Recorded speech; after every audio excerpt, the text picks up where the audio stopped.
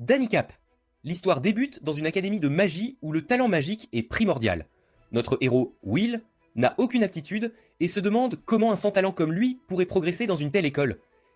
Il n'en est pas certain, mais Will se rend souvent dans les donjons pour y vaincre des monstres afin de devenir plus fort, même sans magie. Un jour, à l'académie, Will, distrait, est appelé au tableau. On lui demande de conjurer une flamme avec un catalyseur, mais Will tremble de peur, conscient de son manque de talent magique. Bien sûr, il échoue, et toute la classe se moque de lui. L'instructeur est très déçu, car cette académie est prestigieuse, et c'est honteux que Will ne puisse même pas utiliser la magie la plus élémentaire. Cela explique pourquoi Will n'est qu'un élève d'honneur pour ses notes. Il déclare que Will est un cas désespéré. À ce moment-là, un élève nommé Sion conjure une flamme incroyable depuis sa place. Sion s'excuse de manière insincère, affirmant qu'il aidait juste Will. L'instructeur éteint la flamme et déclare que c'est un exemple de la suprématie absolue de la magie en ce monde. La magie est la force, et les mages sont leurs héros.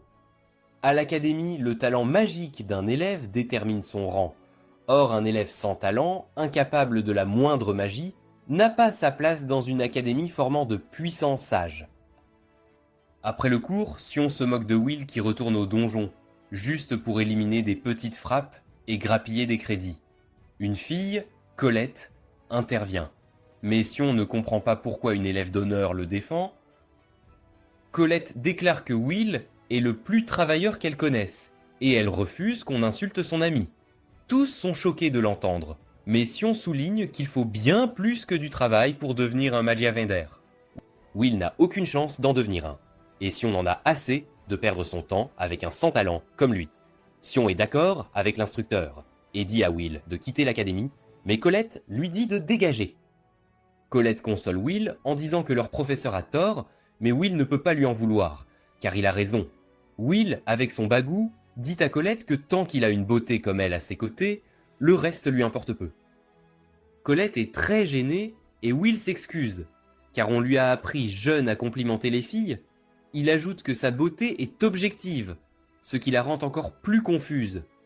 Colette se rappelle qu'elle est l'héritière d'un noble et doit rester calme.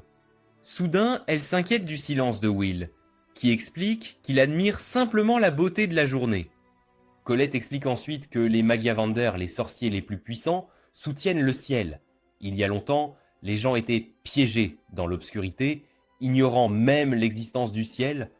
Le monde était terrorisé par l'hôte céleste, mais 5 sorciers se sont levés contre eux. Ils ont repoussé les envahisseurs, scellé le ciel et ramené la paix dans le monde. Le titre de Magiavander est réservé aux plus forts et se transmet depuis des lustres. Quand Will était jeune, une fille nommée Elfaria lui racontait des histoires sur ce qui se trouvait au-delà du ciel. On dit qu'il y a un magnifique coucher de soleil qui teinte tout de rouge éclatant. Elle pensait que s'il devenait Magiavander, il pourrait te le voir. Will voulait qu'ils le voient ensemble, alors ils l'ont juré. Will réalise maintenant que ce n'était qu'une promesse d'enfant, mais Elfaria, elle, était une vraie prodige. Elle avait un talent incroyable et est devenue la plus jeune à obtenir le titre de Magiavander. À cause de cela, elle est partie pour la tour la plus haute, laissant Will sans talent derrière. Will ne peut renoncer à leur promesse, alors il travaille dur pour pouvoir un jour se tenir à ses côtés. Ensuite, Will est réprimandé par le professeur Workner pour être retourné au donjon.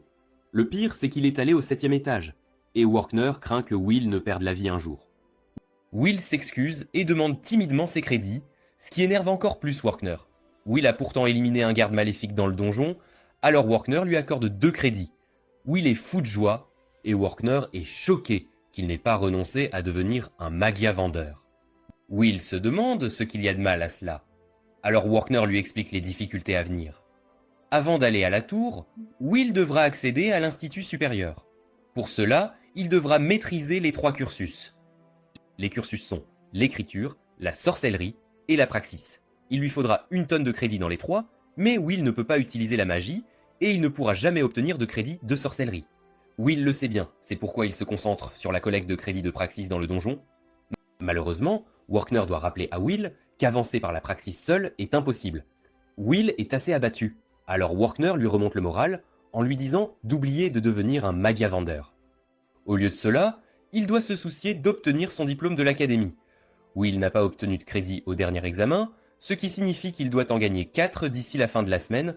Il ne reste que 2 jours, alors Will cherche désespérément dans ses notes un monstre valant 4 crédits. Workner veut l'aider mais ne veut pas d'ennui, alors il dit qu'il parle tout seul et il révèle un rapport sur un certain monstre au 6e étage du donjon. C'est un Baskerville et c'est exactement ce dont Will a besoin, alors Will remercie le professeur serviable. Malheureusement, Sion a tout entendu. Il élabore un plan diabolique, sûr que cela débarrassera enfin l'incapable qui n'a pas sa place dans cette académie. Quelque temps après, nous retrouvons Will au 6e étage du donjon. Will a déjà combattu un Baskerville, il est donc impatient de gagner ses 4 crédits. Il dit à son ami chat, inquiet, de ne pas s'en faire, car il évitera le souffle enflammé du monstre pour ne pas être carbonisé comme la dernière fois. Non loin de là, Sion et ses acolytes cherchent le monstre. Ils veulent s'en occuper avant Will, pour qu'il soit expulsé, faute de crédit. Les amis de Sion s'inquiètent d'être au 6e étage, mais Sion leur rappelle qu'il est l'un des meilleurs de l'école. Sion a de sérieux problèmes, la simple vue de Will l'offense, il ne croit même pas qu'un incapable sans talent puisse parler des Maya vendeurs, et il pense que Will ne mérite pas d'être à l'académie.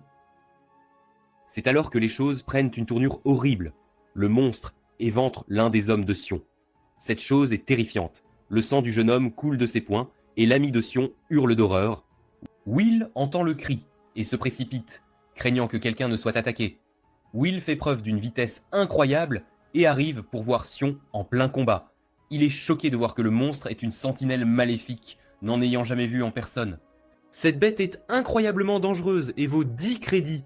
Ce monstre terrifiant réside habituellement dans les niveaux inférieurs du donjon, alors Will se demande pourquoi il est là. Sion, terrifié, supplie le monstre de rester loin en l'attaquant, mais sa magie n'a aucun effet. Sion n'a aucune chance, et Will réalise que la sentinelle est d'un tout autre niveau. Sion tire désespérément, mais la bête redoutable continue d'approcher, alors Will décide qu'il doit faire quelque chose. Cependant, à ce moment-là, Will se surprend à se demander s'il a réellement l'obligation de sauver Sion. Sion n'a fait que se moquer de lui, et il a harcelé Will sans relâche. Son esprit est inondé de souvenirs de la façon dont Sion l'a maltraité, et il commence à penser que laisser Sion mourir serait justifié. Cependant, Will se souvient de quelque chose qu'Elfaria lui a dit. Elle avait dit qu'il était plus gentil et courageux que quiconque, et on voit que c'est elle qui lui a donné ses lunettes. De retour au présent, Will dit qu'Elfaria avait tort. Il n'est ni gentil, ni courageux. Il veut juste faire tout ce qu'il faut pour se tenir à ses côtés. Will met ses lunettes de combat et fonce. Il arrête l'immense attaque du monstre et déclare qu'il deviendra une épée solitaire. De retour à l'école, le professeur Edward dit d'urgence à Workner que Sion et ses amis sont allés au donjon sans permission. Workner est incrédule et Edward lui dit d'utiliser son familier pour trouver Sion. Les enfants sont en grave danger, alors Workner s'apprête à le faire et demande à quel étage ils se trouvent.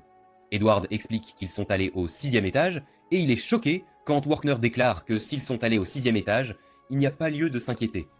Edward lui rappelle la dangerosité du 6e étage, mais Workner explique que tout va bien, car c'est l'étage où se trouve Will.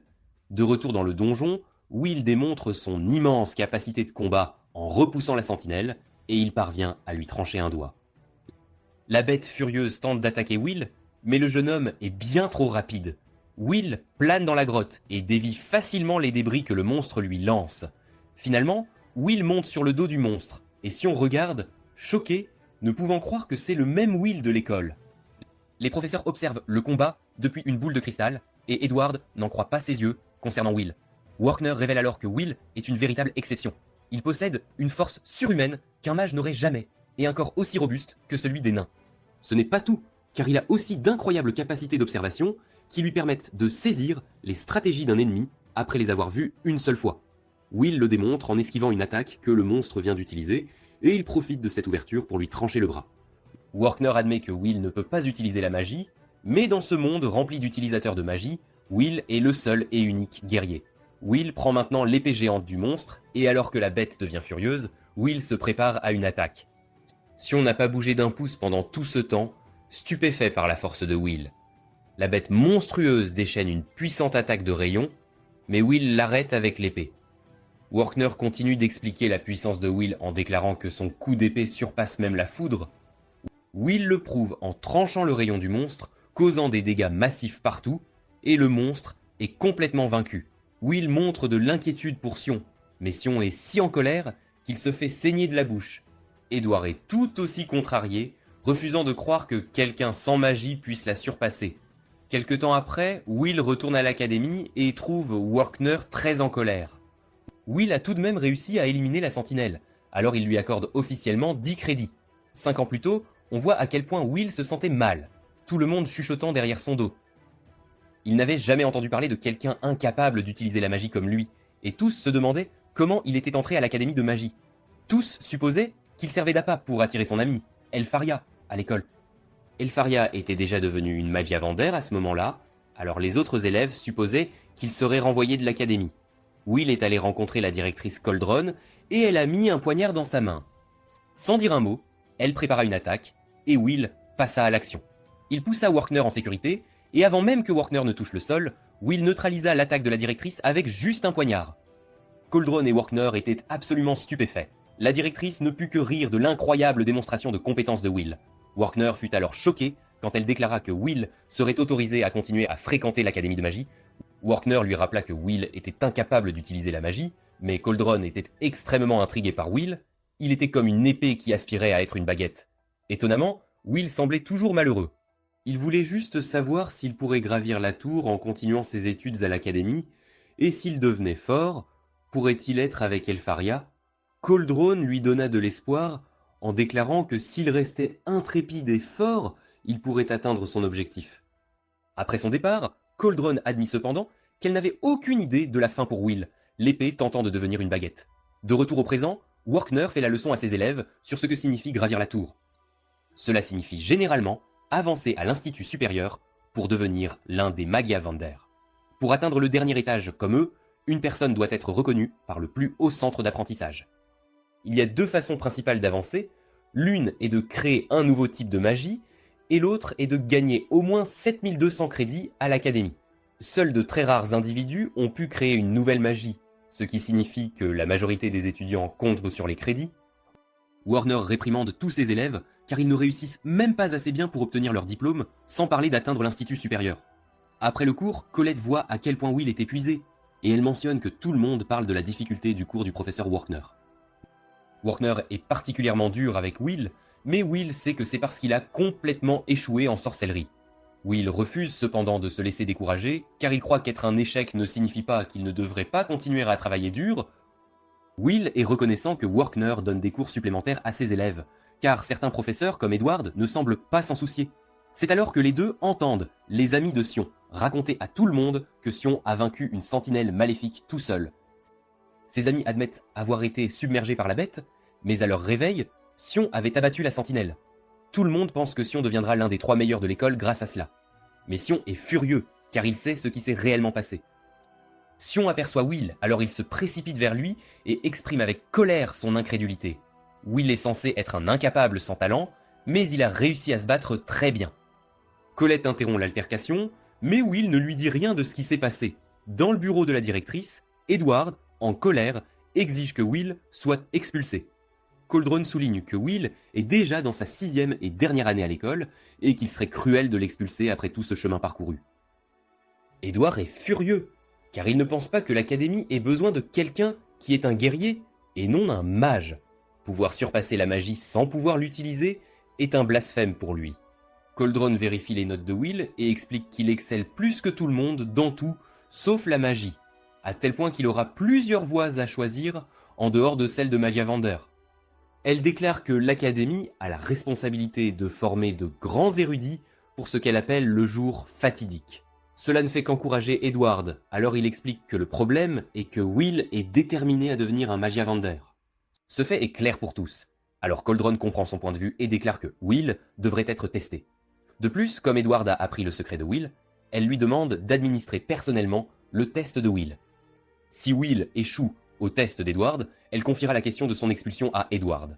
Même Edward est surpris par sa décision, et il lui rappelle qu'il n'est pas aussi indulgent que Workner.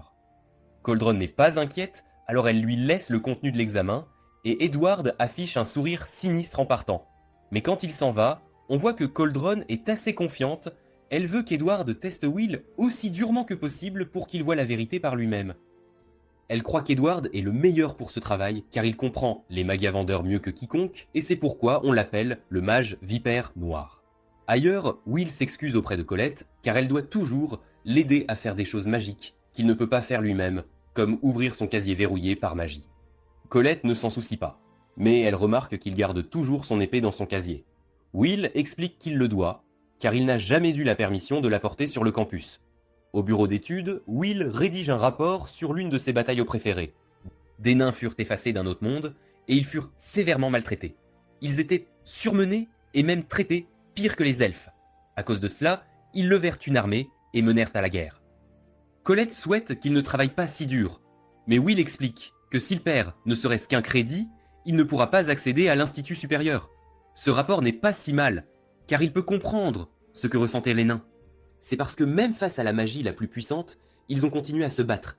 Ils n'ont jamais abandonné, et une telle détermination est ce que Will croit nécessaire pour vaincre la magie. Le professeur Workner lui a enseigné cette maxime, et c'est juste une autre raison pour laquelle Will doit faire de son mieux.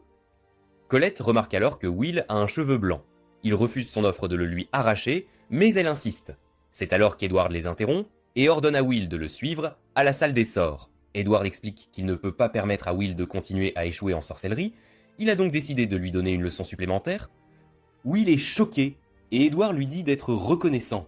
Il déclare qu'il déterminera lui-même la valeur de Will, mais Will est choqué quand Edward utilise une attaque magique contre lui. Edward explique simplement que la mission de Will est de lui porter un seul coup, et le refus n'est pas une option. Cependant, si Will réussit, il lui accordera ses tout premiers crédits de sorcellerie. Will est stupéfait par l'opportunité de recevoir 5 crédits de sorcellerie. Mais Edward révèle que si Will échoue, il sera expulsé de l'académie. Edward prépare sa prochaine attaque et déclare que ce sans talent ne devrait même pas être autorisé à regarder les magia-vendeurs. Edward a donné à Will une raison de se battre, alors il décide qu'il est temps de commencer. Et il déchaîne l'attaque. De retour au bureau de la directrice, Cauldron révèle à Workner ce qu'elle a fait. Elle dit à Workner, choqué, qu'Edward mène un test et qu'il lui est interdit d'interférer. Cauldron a reconnu le soutien de Workner envers Will, mais elle doit aussi reconnaître les préoccupations d'Edward. Elle a déjà décidé qu'Edward déterminera si Will est digne de tenter de devenir un magia-vendeur. Workner a du mal avec la cruauté de son choix, car Edward est la personne la plus proche de devenir un magia-vendeur. Edward a finalement été vaincu auparavant, mais il est toujours un ascendant. Il a déjà atteint le sommet de la tour, Edward démontre maintenant ses redoutables capacités, et Will est choqué qu'il ait pu générer autant de puissance en utilisant seulement un sort de magie noire de bas niveau. Will n'est pas en reste cependant, et il montre son incroyable vitesse, mais son coup de pied est arrêté, et Will réalise que la défense d'Edward est imprenable. Edward se moque de Will pour avoir frappé un bouclier magique, et il le traite de désespéré. Will est repoussé par une puissante attaque, et il est stupéfait de voir qu'Edward lance des sorts sans incantation. Il s'active instantanément, et il n'y a aucune faille dans l'attaque ou la défense d'Edward. Les choses ne s'annoncent pas très bien pour Will, car il réalise qu'il ne peut même pas égratigner Edward, et nous voyons que le familier de Will, nommé Kiki, s'enfuit. L'assuré Edward annonce que la seule magie qu'il utilisera sera ses flammes noires pour brûler Will et son bouclier, pour repousser les attaques insignifiantes de Will. Edward prépare sa prochaine attaque, et Will est horrifié de voir qu'il superpose un seul sort. La première fois, l'attaque était déjà extrêmement puissante, mais là, il va en déchaîner un véritable déluge. Edward déclare que la liste des talents doit disparaître, puis il lance son attaque. Impossible d'y échapper, Will est frappé à plusieurs reprises, Edward démontrant un contrôle immense de sa magie. Will est vraiment mal en point, et il commence à réaliser qu'il ne peut pas vaincre Edward. Il est choqué de voir à quoi ressemble un mage de haut niveau, et Will regrette de ne pas avoir son épée. Non loin, Colette s'inquiète pour Will, après avoir appris qu'il allait avoir des cours supplémentaires avec Edward. Elle craint le pire, mais elle est surprise en voyant le familier de Will. Kiki est blessée, mais elle gratte toujours le casier de Will, et Colette comprend que quelque chose de grave est arrivé à Will. Kiki est clairement en détresse, alors Colette ouvre d'urgence le casier de Will. De retour avec Will, Edward lui fait remarquer que s'il ne peut pas gérer quelqu'un comme lui, alors Will n'a aucune chance de devenir un magia-vendeur. Edward évoque ensuite la guerre, impliquant les nains, expliquant qu'ils ont follement incité une rébellion avec une force de 10 000 nains. Il demande alors à Will s'il sait combien de mages il a fallu pour mettre fin à la bataille. Will tente de se relever, mais Edward le repousse et révèle avec colère qu'il n'a fallu qu'un seul mage. D'un simple mouvement de sa baguette, un mage unique a pu anéantir 10 000 guerriers nains. Édouard déclare avec fureur que c'est ainsi que va le monde et qu'une épée n'atteindra jamais une baguette. Il veut que Will abandonne ses aspirations, mais Will refuse et annonce fièrement qu'il veut atteindre le Majdi d'Ander. Édouard le repousse et exige de savoir ce qui pousse Will à se battre si fort. C'est alors que Will se lève, défiant, et déclare qu'il veut être avec la personne qu'il aime. Cette réponse choque Édouard au plus profond de lui, et Will poursuit en disant qu'il veut tenir la promesse qu'il a faite à Elfaria. Édouard est dégoûté et refuse de croire que quelque chose d'aussi simple que l'amour puisse pousser Will à atteindre l'apogée de la magie. Will comprend à quel point cela doit paraître insensé à Edward, mais il se moque de la difficulté du chemin. Il est déterminé à voir le coucher de soleil avec Elfaria. C'est alors que Colette arrive au moment parfait et elle donne son épée à Will. Will la remercie et se prépare pour un vrai combat. Edward traite Will de déviant et lui fait remarquer qu'il ne peut pas gagner avec l'épée. Edward promet qu'il vaincra Will en lançant une autre attaque, mais il est stupéfait quand Will tranche sa magie. Cela montre clairement qu'il utilise une lame de Moria, mais Edward s'en moque et lance une nouvelle attaque. Will pense à quel point il est terrifié, car il sent qu'Edward va lancer un nouveau barrage. C'est une terrifiante volée de 1000 flammes. Will ne peut empêcher ses jambes de trembler, reconnaissant qu'Edward est une puissante barrière entre lui et le Magiavander. Will veut vraiment s'enfuir, mais il sait que c'est le seul moyen de traverser la barrière. Edward déclare que le combat est terminé en envoyant son barrage d'attaque magique, et Colette interpelle Will qui charge. Will manœuvre avec maîtrise à travers les attaques, et pense qu'il y a en fait plus à dire sur l'histoire de la guerre des nains. Il y avait un brave général nain, nommé Gareth, qui s'est battu même après avoir perdu tous ses camarades. Malgré tout ce qui se passait autour de lui, il a réussi à porter un seul coup. Après la bataille, en l'honneur de sa bravoure, les mages ont reconnu le statut du nain.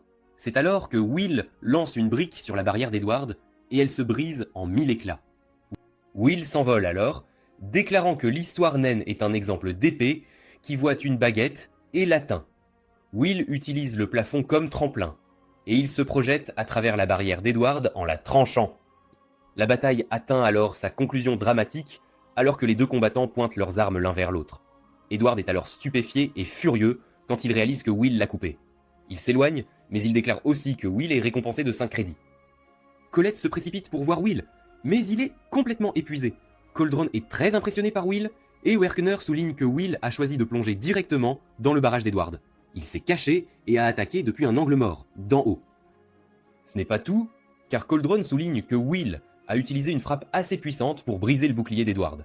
Will a réussi à utiliser une attaque tranchante capable de vaincre la magie, et dans son étonnement, Coldron déclare que c'était vraiment comme si Will était intrépide. Un autre retour en arrière montre Will recevant ses lunettes de l'Elfaria.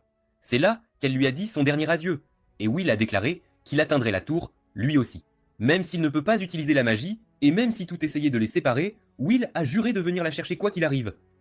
Elfaria fut choquée quand il dit qu'ils verraient le coucher de soleil ensemble, et elle promit de l'attendre, peu importe le temps que cela prendrait. Werkener les regarda se séparer, et Will lui dit que ce serait la dernière fois qu'il pleurerait comme un perdant pathétique et sans espoir.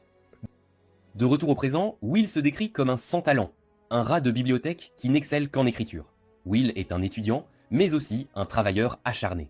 C'est alors que Will trébuche, mais il démontre une vitesse et une coordination incroyables en rattrapant facilement tous ses journaux tombés. Elfaria fait la une pour son incroyable exploit, la création de nouvelles magies originales. En fait, elle est la première à réaliser l'exploit remarquable d'inventer 12 magies. Will est bien sûr fier, et il jure de travailler dur lui aussi. Il est choqué cependant quand il lit qu'Elfaria a envoyé un ordre. Will se précipite chez son ami Rasty et le supplie de lui fabriquer des objets magiques. Will se prépare d'urgence et explique tout à Rasty. L'ordre est de collecter des noyaux de glace de marcheurs de givre, car Zulfiria a besoin de beaucoup de catalyseurs magiques. Pour cela, les étudiants participants seront rémunérés. La cible est au 4e étage du donjon, alors Will supplie Rusty de lui donner des objets magiques. Rusty est un bon ami et explique qu'il a déjà apporté des améliorations à la version précédente d'un objet magique. Rusty lui tend la nouvelle version, et Will remercie son ami. Rusty veille toujours sur Will, alors il s'assure qu'il mange quelque chose et lui rappelle de prendre soin de lui. Peu après, Will arrive au 4e étage du donjon. Il y trouve une tonne d'étudiants, mais il s'y attendait car un ordre d'Elfaria est très important. Will dit avec enthousiasme à Kiki qu'il est temps de commencer, mais il est surpris quand le sol tremble. Ce tremblement a été causé par Sion alors qu'il éviscérait des marcheurs de givre, et les amis de Sion l'encouragent. Sion n'est pas satisfait de détruire des faibles comme ça, car il est toujours contrarié par la force de Will quand il l'a sauvé. Will, de son côté, est très impressionné par Sion et décide qu'il doit se dépêcher, car à ce rythme, il ne restera plus de marcheurs de givre à chasser. Cette zone est assez bondée, alors Will n'a d'autre choix que de s'enfoncer plus profondément dans le donjon. Will finit par trouver une fille en danger, alors il la sauve. La fille est stupéfaite car Will n'utilise aucune magie, et il a simplement détruit les monstres avec une épée. La fille le remercie de l'avoir sauvé et se présente comme Iris. De retour à l'académie, le professeur Workner explique que créer une nouvelle magie est un accomplissement profond, si grand qu'il garantit une promotion inconditionnelle à la tour. La magie prend généralement le nom de la personne qui l'a créée, et dans le cas du sort de magie noire Dax Dakins, son homonyme est un mage des temps anciens, le gardien du feu Dakins. Cela signifie que si l'un de ses étudiants invente une nouvelle magie, il peut graver son nom dans l'histoire. Un étudiant se demande si Elfaria est vraiment aussi douée que le disent par les nouvelles, et Werkner confirme qu'elle est incroyablement douée. Créer 12 sorts originaux est du jamais vu. Elle est donc l'une des plus grandes mages de l'histoire. Colette n'arrive pas à croire qu'Alfaria est l'ami d'enfance de Will, et Alfaria a même mis toute l'école en émoi après avoir émis un ordre. L'amie de Colette la taquine parce qu'elle est visiblement jalouse, et elle dit que Colette doit avoir peur qu'Alfaria ne lui vole Will. Colette le nie, mais Workner doit les réprimander pour être trop bruyante. Colette prend un moment pour penser à Will, et elle se demande s'il est encore dans le donjon à cause d'Elfaria. Will y est, bien sûr, et Iris dit qu'elle le reconnaît comme le gamin de l'école qui n'a aucun talent. Will se demande pourquoi elle n'a aucun dédain envers lui pour son manque de talent, mais Iris dit qu'elle ne peut pas mépriser la personne qui l'a sauvée. Elle sait qu'il ne peut pas utiliser la magie, mais elle respecte les gens qui ont leurs propres dons. Will sent que c'est une bonne personne, et elle déclare qu'elle veut devenir une Magia Vendir, l'une de celles qui soutiennent le ciel. Will nous explique alors que personne ne connaît le vrai ciel, et même maintenant, leur monde est caché. Les remarquables énergies magiques des Magia Vendor enveloppent tout, créant un faux ciel et la grande barrière. La légende dit que lorsque la barrière tombera, le monde sera de nouveau enveloppé de ténèbres, et la calamité commencera. Les étudiants s'efforcent de répondre aux ordres, car ils croient que cela aidera à soutenir le ciel. C'est alors qu'Iris révèle qu'elle a déjà rencontré Elfaria. Iris était seule dans le donjon, et a fini par avoir des ennuis. C'est assez similaire à la façon dont Will a rencontré Iris, alors il suppose qu'elle a souvent des ennuis. Iris décrit comment elle était entourée de monstres, et sa vie a commencé à défiler devant ses yeux. La chose suivante qu'elle sut, Elfaria se tenait devant elle après avoir gelé tous les monstres. C'est un très bon souvenir pour Iris, et elle jure de faire de son mieux pour Elfaria. C'est pourquoi elle est venue au donjon aujourd'hui, mais elle craint que tous les autres étudiants n'aient déjà éliminé tous les marcheurs de givre. Elle est incapable d'en repérer un seul avec la magie de recherche, mais elle remarque que Will fait quelque chose de son côté. Il explique que lorsque les marcheurs de givre se déplacent, ils laissent des fragments de glace derrière eux. Cependant, ceux qu'ils trouvent font plus du double de la taille des fragments normaux. Cela le rend confiant qu'il y a un marcheur de givre vraiment puissant devant. Iris est choquée de voir comment il peut savoir tout cela sans magie, alors Will explique que si la magie est géniale, elle n'est pas absolue. Will possède des connaissances et de la sagesse, et il déclare que l'expérience peut compenser le reste. Will s'équipe alors qu'il se prépare au combat, et Iris est stupéfaite quand le marcheur de givre géant apparaît. Will utilise son incroyable vitesse pour l'empêcher d'être écrasé, et Iris est terrifiée de voir que le monstre est en fait ce qu'ils appellent un givre rex. Comme Will l'avait prédit, c'est un monstre vraiment puissant, et il montre à quel point il est terrifiant avec un rugissement assourdissant. Les givres rex sont la forme la plus élevée de marcheurs de givre, et il vaut 6 crédits. C'est aussi un monstre spécial, spécifique au 4e étage. C'est alors que nous verrons son attaque de rayon, et le rayon transforme tout ce qu'il touche en glace. Will dit à Iris d'attendre pendant qu'il se bat, mais elle s'inquiète pour lui et explique que les attaques physiques ne fonctionneront pas sur un givre rex. Tout ce qui le touche gèle instantanément, donc le combat rapproché est une terrible idée. La seule façon de gérer l'un de ces monstres est d'utiliser des attaques magiques à longue portée, alors Iris supplie Will de ne pas se battre. Will lui dit avec confiance de ne pas s'inquiéter, et il explique qu'il a déjà combattu des monstres comme ça de nombreuses fois en fois. Will prépare les objets magiques que son ami lui a fabriqués, et il s'envole. Il esquive les attaques du monstre et manœuvre sur le champ de bataille. Le givre rex le perd de vue, alors il attaque dans toutes les directions, forçant Iris à se mettre à l'abri. Will se met en position et lance les objets magiques sur le monstre. Les objets s'accrochent à la bête et ils sont attachés à une corde.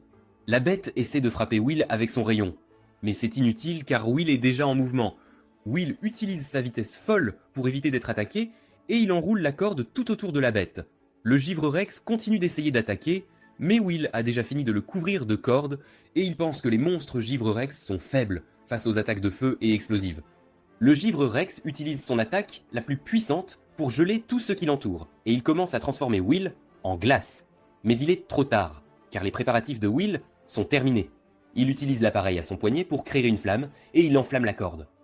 Le feu se propage tout autour du monstre et provoque l'explosion des objets magiques. L'explosion est incroyablement puissante et quand elle se termine, il ne reste presque rien du givre Rex. Will remercie Rasty d'avoir fabriqué de si bons objets magiques et il prévoit de remercier son ami plus tard. Iris est en admiration devant lui, mais son attitude change rapidement pour devenir beaucoup plus sérieuse. Will est connu pour n'avoir aucun talent, alors ce qu'elle vient de voir n'a aucun sens pour elle. Will ne ressemble en rien aux rumeurs, alors elle pense qu'elle devra en faire rapport à une certaine personne. C'est alors que Will dit qu'ils ont plein de noyaux de glace, et Iris redevient elle-même en acceptant qu'il est temps de sortir du donjon.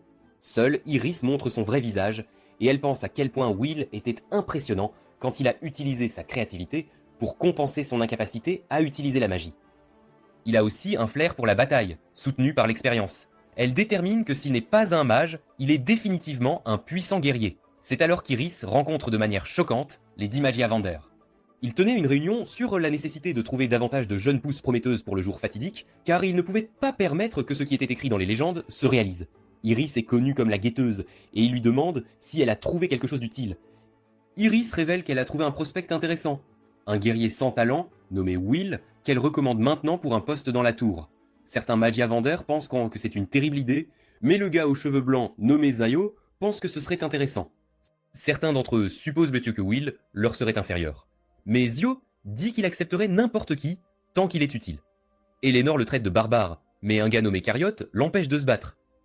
Il souligne que le festival du Grand Maître approche, et qu'ils peuvent attendre de prendre une décision concernant Will après avoir vu les résultats. Les Magiavandera conviennent que les étudiants utiles seront révélés pendant le festival, et ils commencent à partir. Ophiria reste en arrière, et elle promet une fois de plus d'attendre Will. Quelque temps plus tard, nous observons les étudiants être testés, et nous apprenons qu'un étudiant a besoin d'au moins 7000 crédits pour accéder à l'Institut supérieur. C'est aussi une condition absolue pour devenir un Magiavander. Les étudiants s'engagent dans un combat, avec des sortes de sentinelles, et Colette montre ses capacités de combat. Sion fait de même en détruisant un golem, et il est annoncé qu'ils ont tous deux réussi l'examen. Colette a maintenant 7300 crédits, et Sion en a 9800. Will combat aussi un golem, mais il est moqué pour avoir essayé de le frapper au lieu d'utiliser la magie. Will est distrait par des étudiants, et il est finalement vaincu. Cela ne fait qu'empirer les moqueries, les étudiants parlant de son incapacité à utiliser la magie et à égratigner un golem. Quelques étudiants étonnent ensuite tout le monde avec leur capacité.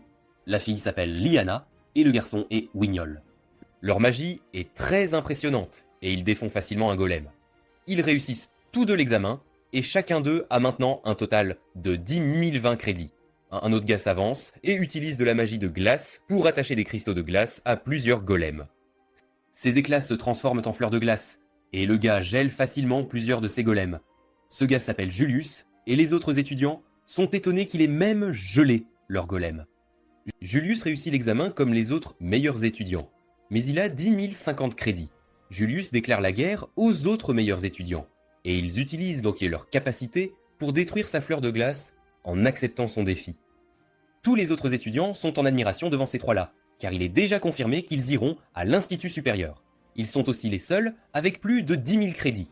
Les crédits servent à mesurer le potentiel d'un étudiant, mais Will n'en a pas assez pour obtenir son diplôme, et encore moins pour accéder à l'Institut supérieur. C'est la dernière année de Will à l'école, et il n'a que 5500 crédits. Julius insulte Will et lui ordonne de ne plus jamais se trouver en sa présence. Les amis de Julius le flattent beaucoup trop, et ils sont assurés qu'il sera repéré lors du prochain grand festival magique. Will les entend, et il n'arrive pas à croire que c'est déjà l'heure du festival. Au déjeuner, Colette dit à Will que sa seule option est d'être repéré au festival. C'est parce qu'avancer à l'Institut supérieur uniquement sur l'écriture, et la praxis n'est pas réaliste. Il a moins des 7000 crédits requis, mais il y a toujours une chance qu'il puisse être repéré afin de pouvoir monter à la tour. Will est d'accord avec elle, mais elle n'est pas la seule à avoir cette idée. Tous les autres étudiants essaient de changer la donne pour eux-mêmes, et ils seront assoiffés de sang pendant le festival. Le grand festival de magie a lieu tous les 2 ans. Plusieurs compétitions auront lieu, et de grands mages descendront de la tour en tant qu'éclaireurs. C'est un concours entre étudiants de différentes factions de la tour, et il y en a pas mal. Colette est sûre que si l'une de ces factions choisit Will, alors il sera sûrement admis comme membre de la tour. Will sait que cela n'arrive presque jamais, et il devrait accomplir une sorte de magie qui ferait honte à un grand mage. Ce n'est pas tout, car Colette explique qu'il y a des gens appelés guetteurs qui apparaissent pour s'emparer des talents exceptionnels et les emmener à la tour. Will a entendu parler de ces guetteurs, mais il souligne qu'ils ne sont qu'une des 7 légendes de l'académie. Will ne pense pas qu'un sans talent comme lui devrait essayer de se démarquer au festival, alors il prévoit juste d'aider aux opérations. Colette pense que c'est une chance pour lui de changer la façon dont les gens le voient. Mais Will lui rappelle que les gens n'ont pas aimé sa façon de concourir lors du dernier festival il y a 2 ans. Ce festival est resté comme le pire de l'histoire, et Will dit qu'il s'est fait remarquer pour toutes les mauvaises raisons. Dehors, tout le monde pratique sa magie, et on commence à sentir que le festival approche vraiment. Heureusement pour Will, des éclaireurs d'Oda Capital viendront, donc même s'il ne peut pas monter à la tour, il y a d'autres chemins qu'il peut prendre. Le festival est un excellent moyen pour les étudiants de montrer ce dont ils sont capables. C'est pourquoi Colette veut que Will participe, mais il souligne qu'il ne peut même pas utiliser la magie. C'est alors que Colette remarque qu'une barrière a été placée sur un casier voisin. Colette est assez sûre de pouvoir briser le puissant sort, mais elle utilise Kiki pour le retirer discrètement. L'ouverture du casier révèle un escalier caché, et il décide d'explorer. En bas, il trouve des étudiants qui parinent sur qui gagnera certains événements du festival. C'est un jeu de hasard clandestin, et les étudiants placent leurs paris sur les meilleurs. Will est choqué de voir Sion là, et Colette empêche proactivement Sion de créer des problèmes. Elle le prévient de ne pas devenir violent, et Will se demande ce que Sion fait là. Sion ne répond pas, mais ses amis stupides disent que ce n'est pas comme s'il essayait de voir les codes de Paris, car il y a des rumeurs d'un énorme écart entre lui et les meilleurs étudiants. Sion réprimande bruyamment ses amis stupides, et Colette se moque de lui parce qu'il s'inquiète des meilleurs étudiants. Sion bien sûr le nie catégoriquement et fait remarquer que le nombre de crédits qu'il a de retard sur eux ne sont que des points perdus lors des examens écrits. Sion est persuadé d'être aussi fort que les meilleurs élèves, mais il se souvient qu'il n'a pas à se justifier auprès de Will. Le lendemain, Colette propose d'accompagner Will au donjon, mais il lui explique qu'il va travailler à la taverne. Cette taverne se trouve à la périphérie de la capitale de la magie, et elle est située dans la rue des Bas-Fonds. Cet endroit est rempli de nains, et Will y travaille comme serveur. Will parle au type qu'il voit en livrant les journaux, et ce type n'arrive pas à croire à quel point Will est un travailleur acharné. Will livre les journaux le matin, fréquente l'académie le jour, puis sert des tables le soir. Will explique qu'il n'a pas de bourse d'études, il doit donc travailler dur pour payer ses frais de scolarité. Le vieil homme pense que le grand festival de magie pourrait tout arranger pour Will, mais Will dit qu'il ne pourrait jamais y participer. Will est réprimandé pour s'être relâché, et son patron lui fait remarquer que Rusty travaille beaucoup plus dur. Will s'excuse d'avoir besoin de son aide au travail, mais Rusty ne s'en soucie pas, car il apprécie le défi de devoir travailler sans magie. L'un des serveurs a démissionné, alors Rusty aide Will à la dernière minute. L'endroit devient encore plus animé, et tous les nains montrent à quel point Will s'entend bien avec tout le monde. Plus tard, Rusty se demande pourquoi Will ne demande pas simplement à Workner de lui trouver un travail mieux rémunéré. Will explique qu'il cause déjà assez de problèmes à Workner comme ça, et que ça ne le dérange pas de travailler pour les nains. Ce sont des gens robustes que Will respecte beaucoup, et il les accueille à bras ouverts. Juste à ce moment-là, Will laisse tomber une cuillère, et alors qu'il se penche pour la ramasser, Julius entre dans l'établissement. Julius insulte la taverne à l'allure répugnante, et il se moque de Will qui y travaille. Il pense que c'est une bonne place, car il est normal qu'un sans talent comme Will serve des nains barbares. Le vieux nain est insulté, et Julius se demande ce que signifie le regard dans ses yeux. Julius lui rappelle qu'ils sont une race inférieure qui a immigré ici d'un autre monde. Il leur dit de connaître leur place, et il s'assied. Le monde des nains a été détruit par les hôtes célestes, il y a longtemps, et les nains se sont échappés vers ce monde. Julius continue d'insulter la taverne, et il exige d'être servi.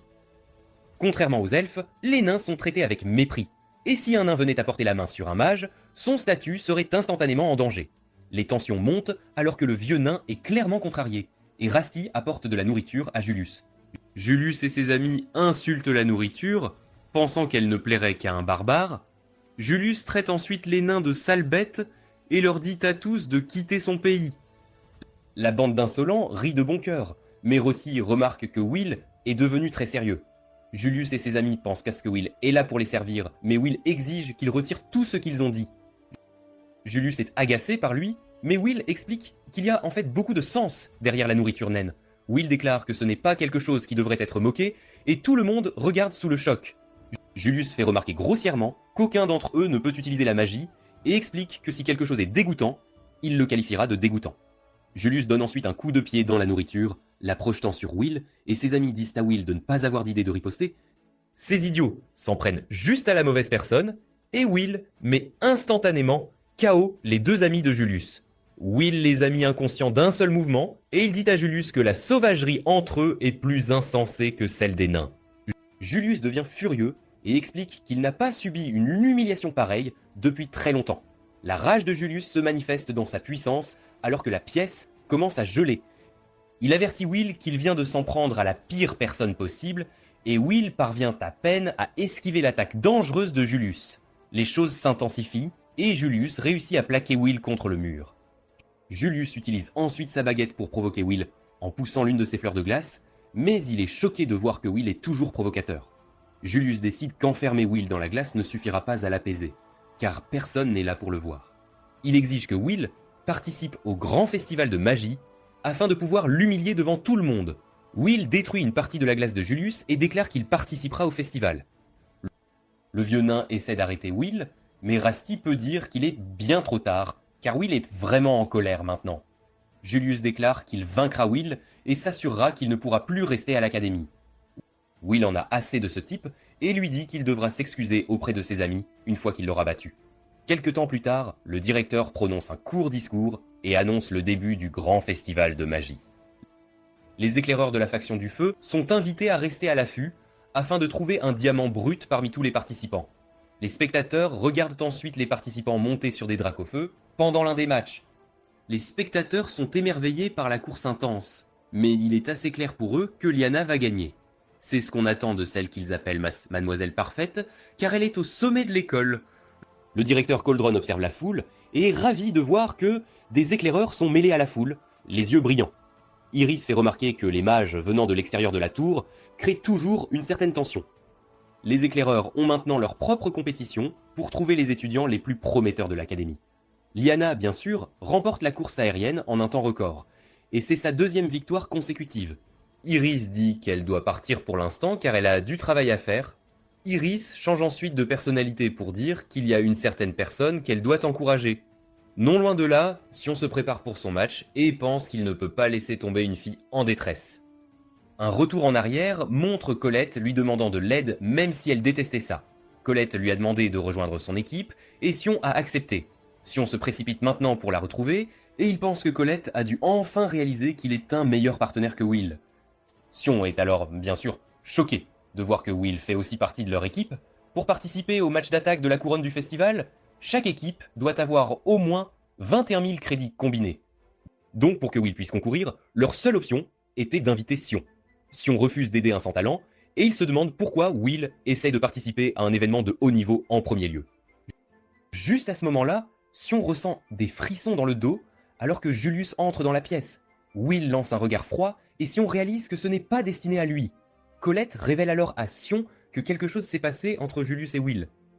Julius est entré dans le match d'attaque de la couronne, alors Will a décidé qu'il devait l'affronter quoi qu'il arrive. Sion est furieux, parce que non seulement Will l'a humilié dans le donjon, mais il le regarde maintenant droit dans les yeux, sans le voir. Le festival continue à l'extérieur, et les deux commentateurs seront un certain Mike, et le professeur le plus détesté numéro 1, Edward. Mike se plaint de devoir travailler avec Edward, mais il est pris de court après qu'Edward ait montré à quel point il peut être terrifiant. Il est ensuite annoncé que le match d'attaque de la couronne est le prochain, et des elfes préparent le terrain. Ils récitent une incantation qui fait apparaître d'énormes cercles magiques partout, et leur pouvoir combiné change tout le paysage autour du stade. Contrairement aux autres événements, l'attaque de la couronne est une compétition par équipe, qui se déroule entre des équipes de 3 hommes. Les équipes partent du bord extérieur du terrain et se dirigent vers le stade central. Au centre du stade se trouve une couronne, et le premier à la prendre gagne. Outre les obstacles naturels, les participants devront éviter des tonnes de pièges arrangés par les professeurs de l'école. Foncer à travers le chemin le plus court est autorisé, tout comme obstruer les autres équipes. Nous apprenons ensuite que de tous les événements du festival, l'attaque actuelle est la plus brutale et la plus intense. Edward donne quelques commentaires, mais Mike l'interrompt et fait remarquer que ce sera un excellent test pour leurs brillants étudiants. Mike a entendu dire que les salles de jeu secrètes favorisent fortement les équipes de Wignell et de Julius comme gagnantes. L'équipe de Will est la moins populaire parce que Will est un sans talent et la foule se moque de lui pour avoir participé à l'attaque de la couronne. Les équipes commencent à se mettre en route, mais Werkner est choqué de voir que Will participe. Il essaie de convaincre Will de se retirer, mais Will s'excuse et explique que même si cela le rend ridicule, c'est un combat qu'il veut gagner. Toutes les équipes sont en place et l'attaque de la couronne commence. L'équipe de Julius est la première à atteindre un piège et il s'avère de manière choquante être un grand groupe de golems. C'est un obstacle de grande envergure et les spectateurs se demandent s'ils vont même survivre. Juste à ce moment-là, tout le monde est stupéfait, alors que Will sprinte droit vers les golems. La foule se moque de lui car il pouvait à peine égratigner un seul de ses golems pendant l'examen et ils supposent qu'il court juste vers sa fin. Ils ne savent pas que l'équipe de Will est bien préparée et Will demande à Colette de faire ce qu'ils ont prévu. Colette utilise la magie de la terre pour couvrir le bras de Will de pierre et il détruit absolument l'un de ses golems. Cela provoque une grande explosion d'énergie à l'intérieur du stade et toute la foule est sans voix. Sion est incrédule alors que Will continue son barrage d'attaque et Mike déclare que le premier à passer l'épreuve des golems est le sans talent Will. Sion ne pourrait jamais se pardonner d'avoir été sauvé par un type comme Will, alors il a fait tout ce qu'il pouvait pour devenir plus fort. Will le surpasse toujours, d'une manière ou d'une autre, ce qui rend Sion furieux. L'équipe de Will a pris la tête, mais cela signifie qu'ils sont les premiers à rencontrer le prochain piège. Will utilise sa force immense pour bloquer des rochers, et Colette utilise la magie pour invoquer plusieurs épées sur le champ de bataille. Will utilise ensuite avec maîtrise ses épées pour détruire tous les pièges qui les entourent.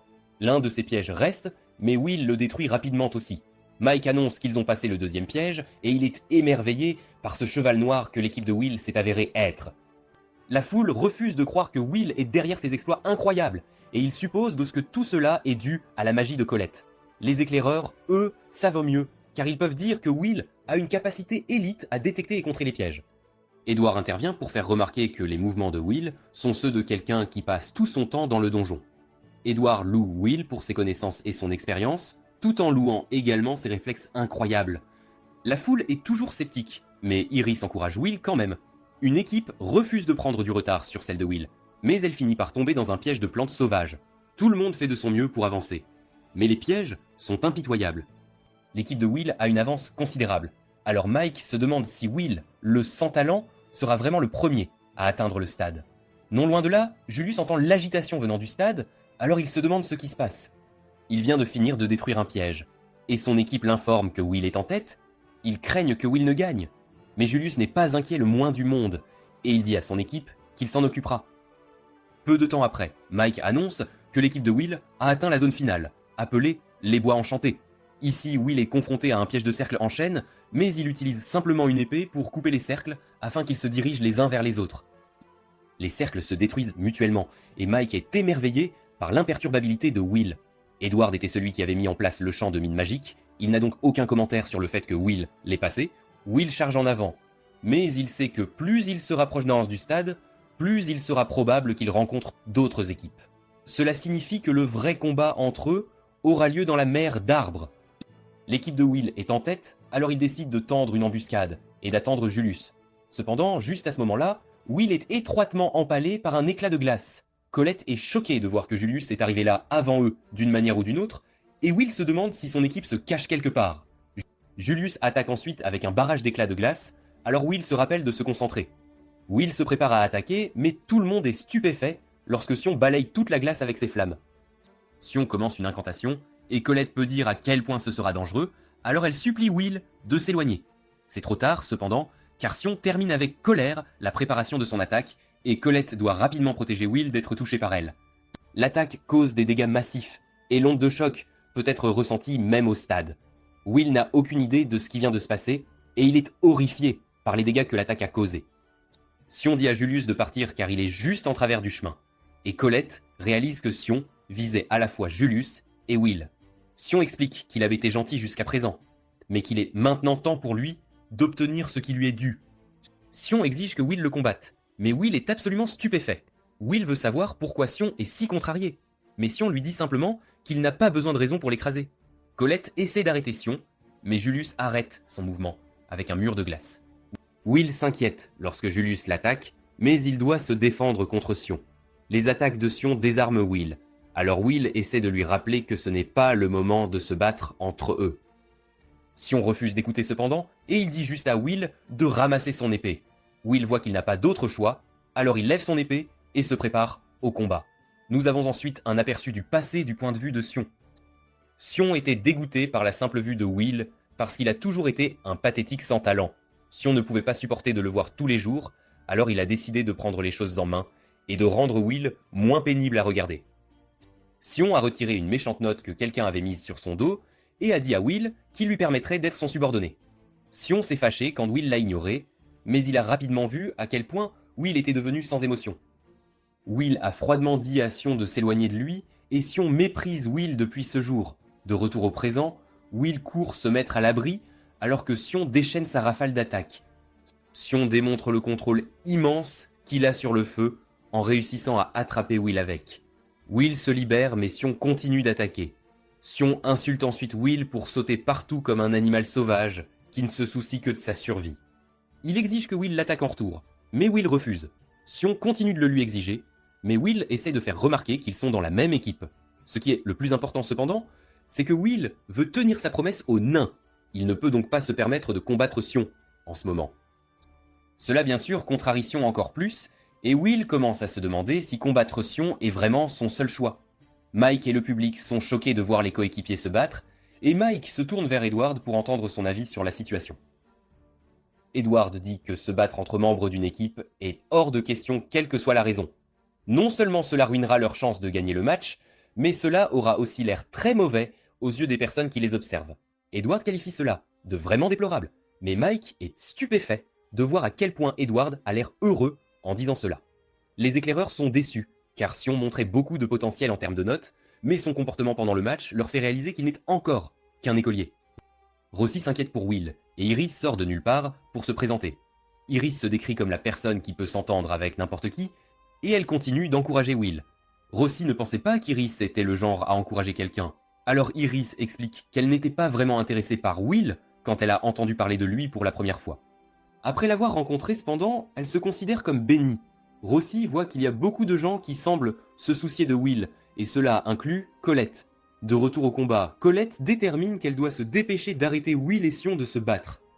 Julius l'antagonise cependant, et elle doit se défendre de ses attaques. Julius est un type sournois, alors Colette réalise qu'il a utilisé cette attaque comme diversion, et il déclenche un piège sous elle.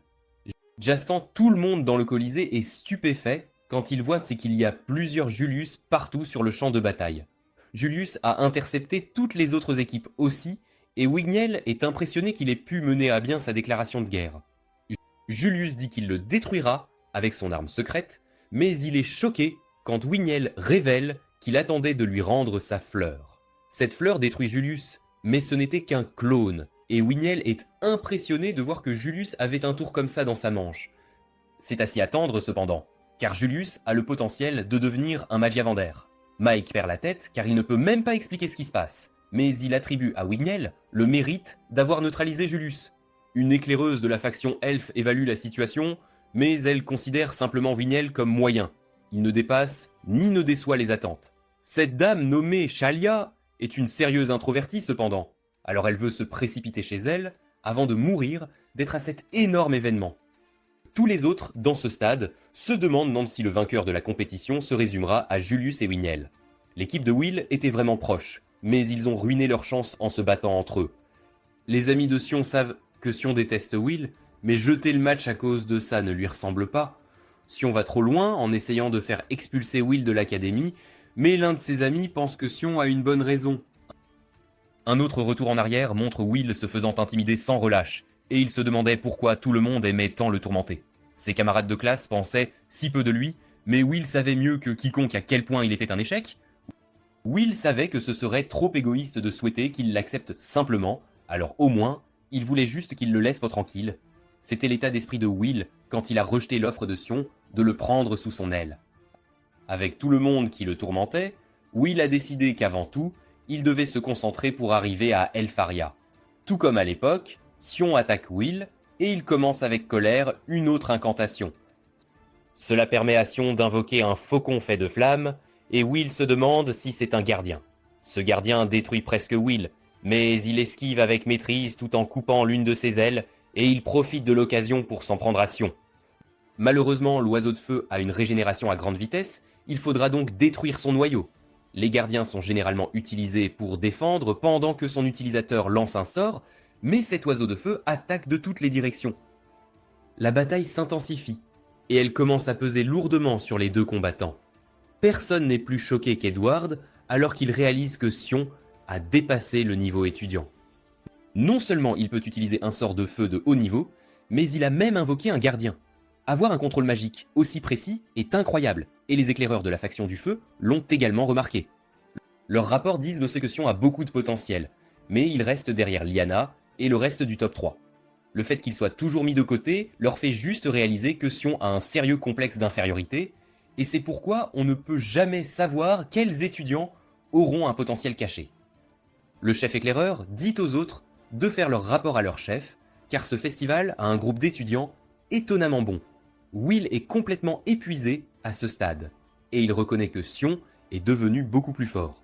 Sion est toujours rempli de rage, alors qu'il fait remarquer que Will était un bien meilleur combattant quand il a vaincu le maléfique sentinelle. Will essaie une fois de plus d'expliquer qu'il n'y a aucune raison pour eux de se battre, mais Sion se fâche encore plus. Sion rappelle à Will tout le ridicule et l'embarras qu'il lui a causé, et il se demande pourquoi Will ne lui en veut pas. Will s'énerve à son tour maintenant, révélant qu'il en veut bel et bien à Sion. Will a imaginé se venger de lui maintes et maintes fois, mais pour l'instant, Will est déterminé à vaincre Julius. Sion l'écoute à peine et exprime à quel point il est exaspéré chaque fois que Will refuse d'abandonner, même s'il n'est qu'un bon à rien. Pour aggraver les choses, Will semble toujours regarder partout, mais il l'ignore constamment. Will est alors choqué quand Sion exige qu'il le regarde. Sion en a assez, alors il déclare qu'il mettra fin à la vie de Will s'il continue de l'ignorer. Will est stupéfait d'entendre ce que Sion pense vraiment de lui, et il réalise que, bien qu'il ait toujours cru égoïste de demander aux gens de l'accepter, c'est en fait ce dont il avait besoin. Sion lui offre clairement de le reconnaître, alors Will décide qu'il devra relever son défi avec tout ce qu'il a. Sion est ravi de voir que Will devient enfin sérieux, alors il commence un autre sort. Will se concentre sur ce combat et se prépare à anticiper la magie de Sion pour pouvoir lancer une contre-attaque. Will est choqué cependant quand il voit que Sion utilise une magie de destruction à grande échelle tout en envoyant son gardien. Cette attaque combinée est incroyablement dangereuse, mais Will a déjà tracé son chemin. Il se fraye habilement un chemin à travers l'attaque, et Sion est choqué quand Will tranche en plein cœur de l'oiseau. La bataille atteint son paroxysme alors que les deux combattants préparent leur attaque la plus puissante, mais Cole surgit de nulle part pour les arrêter net. Cole a l'air plutôt mal en point, alors elle explique qu'elle a botté les fesses de Julius et qu'il a juste disparu. Sion panique en voyant l'état de sa chemise et lui rappelle qu'elle est la fille d'un noble. Colette reproche au garçon de s'être battu en premier lieu et elle rappelle à Will qu'il a un compte à régler avec Julius. Elle déclare qu'elle s'occupera des choses à partir de maintenant pour que Will puisse poursuivre Julius. Sion dit avec colère qu'il ne laissera personne se mettre en travers de son chemin, mais Colette se met juste à lui crier dessus pour avoir gâché la chance de Will de bien paraître aux yeux des recruteurs. Will la calme avec un compliment et il dit à Sion qu'ils pourront continuer leur combat une autre fois en partant. Cela bien sûr ne plaît pas du tout à Sion, et il exige qu'ils se battent maintenant. De retour avec Mike, il annonce que les équipes de tête entreront bientôt dans le stade. Tout le monde se demande qui sera le premier à apparaître, et nous voyons que Julius et ses amis se dirigent vers la porte. Ils entrent, et tout le monde célèbre tandis que Mike déclare qu'il n'y a personne d'autre pour les arrêter. Cependant, à ce moment précis, Will survole toute la foule et fait une entrée fracassante en s'écrasant au sol derrière Julius. Will déclare qu'il est là pour défier Julius, et Julius est clairement prêt. En haut de la tour des mages, Elfaria semble profiter de cette journée paisible, mais en réalité, elle dort profondément. Sarissa la servante, qui est Elfaria, devrait prendre son rôle de Magia Vendor plus au sérieux, car elle ne fait que contempler le monde d'en bas. Sarissa lui fait examiner les candidats potentiels que les recruteurs recommandent, et elle en désigne un qu'ils considèrent comme le meilleur candidat de la faction de glace, c'est Julius, et il fait sensation au festival. Sarissa pense même qu'il pourrait devenir le successeur d'Alfaria. Alfaria jette un œil au rapport et convient qu'il pourrait devenir son successeur si tout reste en l'état. De retour au festival, le match atteint son apogée. Il ne reste plus qu'à s'emparer de la couronne. Julius est content que Will ait pu arriver jusqu'au bout, car il n'aurait pas été satisfait de gagner sans l'avoir humilié d'abord. Will lui dit de ne pas s'inquiéter, car tant que Julius ne s'excusera pas auprès des nains, il n'a aucune intention de reculer. Julius traite Will de souris avec laquelle il va jouer, et il recouvre l'arène d'une brume glaciale. Will suppose que Julius utilise l'écran de fumée pour attaquer, mais il réalise vite que Julius et son équipe l'ont encerclé. Ils commencent à attaquer, alors Will décide qu'il doit rester en mouvement pour ne pas être touché. Il prévoit de juger leur position grâce à leurs attaques, alors il attend qu'ils tirent tous sur lui. Will détermine où se trouve Dale 3, alors il va en attaquer un, mais il est surpris par un quatrième tir. Julius le nargue en le traitant de traînard, et Will est stupéfait quand Julius révèle que lui et ses amis n'ont même pas bougé. Le stade entier est alors tout aussi choqué en voyant que 4 autres Julius sont apparus. Comme si cela ne suffisait pas, Julius révèle que ses clones explosent aussi. Il en fait exploser un, en fermant la glace de bois. Edward a un air terrifié, car il est impossible de se tromper. Julius utilise un certain type de magie. Workner est horrifié lui aussi, car Julius utilise les arts secrets découverts par la géniale et inégalée Elfaria. Elfaria a créé 12 sorts, et Julius a d'une manière ou d'une autre appris à en utiliser un. Ce sort crée des copies de son utilisateur, et Will exige de savoir comment Julius peut utiliser la magie d'Alfaria. Julius rit comme un psychopathe absolu, et révèle que son talent est simplement ce qui lui permet de le faire. Il a appris cet art secret juste en l'étudiant par lui-même. Julius dit qu'Alfaria n'est pas si impressionnante après tout, et il déclare que bientôt, il la démasquera aux yeux de tous. Bien sûr, Will est furieux d'entendre parler de sa fille de cette façon, alors il brise la glace de Julius et fonce droit sur lui. Will se retrouve cependant dans une situation assez difficile, car les clones de Julius bougent exactement comme il le souhaite, et ils peuvent même utiliser la magie. Will est surpris quand ils arrêtent tous d'attaquer et forment une cage autour de lui. Will ne peut pas se libérer, alors Julius le nargue et invoque une gigantesque boule de glace. Il déclare que c'est la fin, et il écrase Will. Toute la foule est émerveillée par son immense pouvoir, et Edward souligne que Julius a pu gagner le combat sans même faire un seul pas. C'est idéal pour un mage, et il est clair maintenant pourquoi Julius a pu obtenir des milliers de crédits.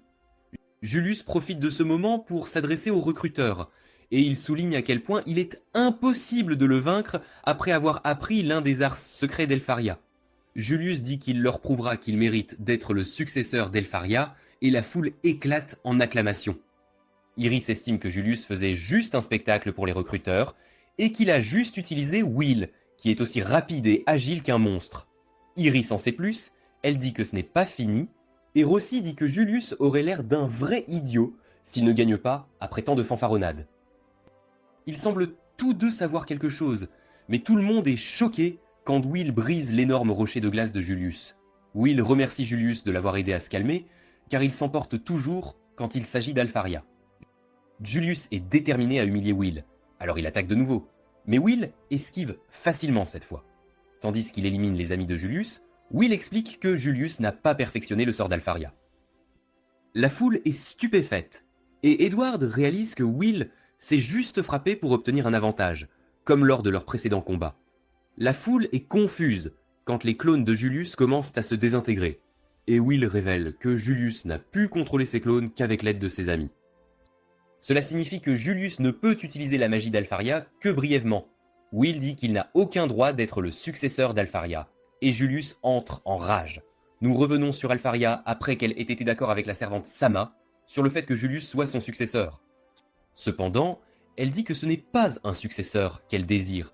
Au lieu de cela, ce qu'elle veut, c'est une épée solitaire à ses côtés.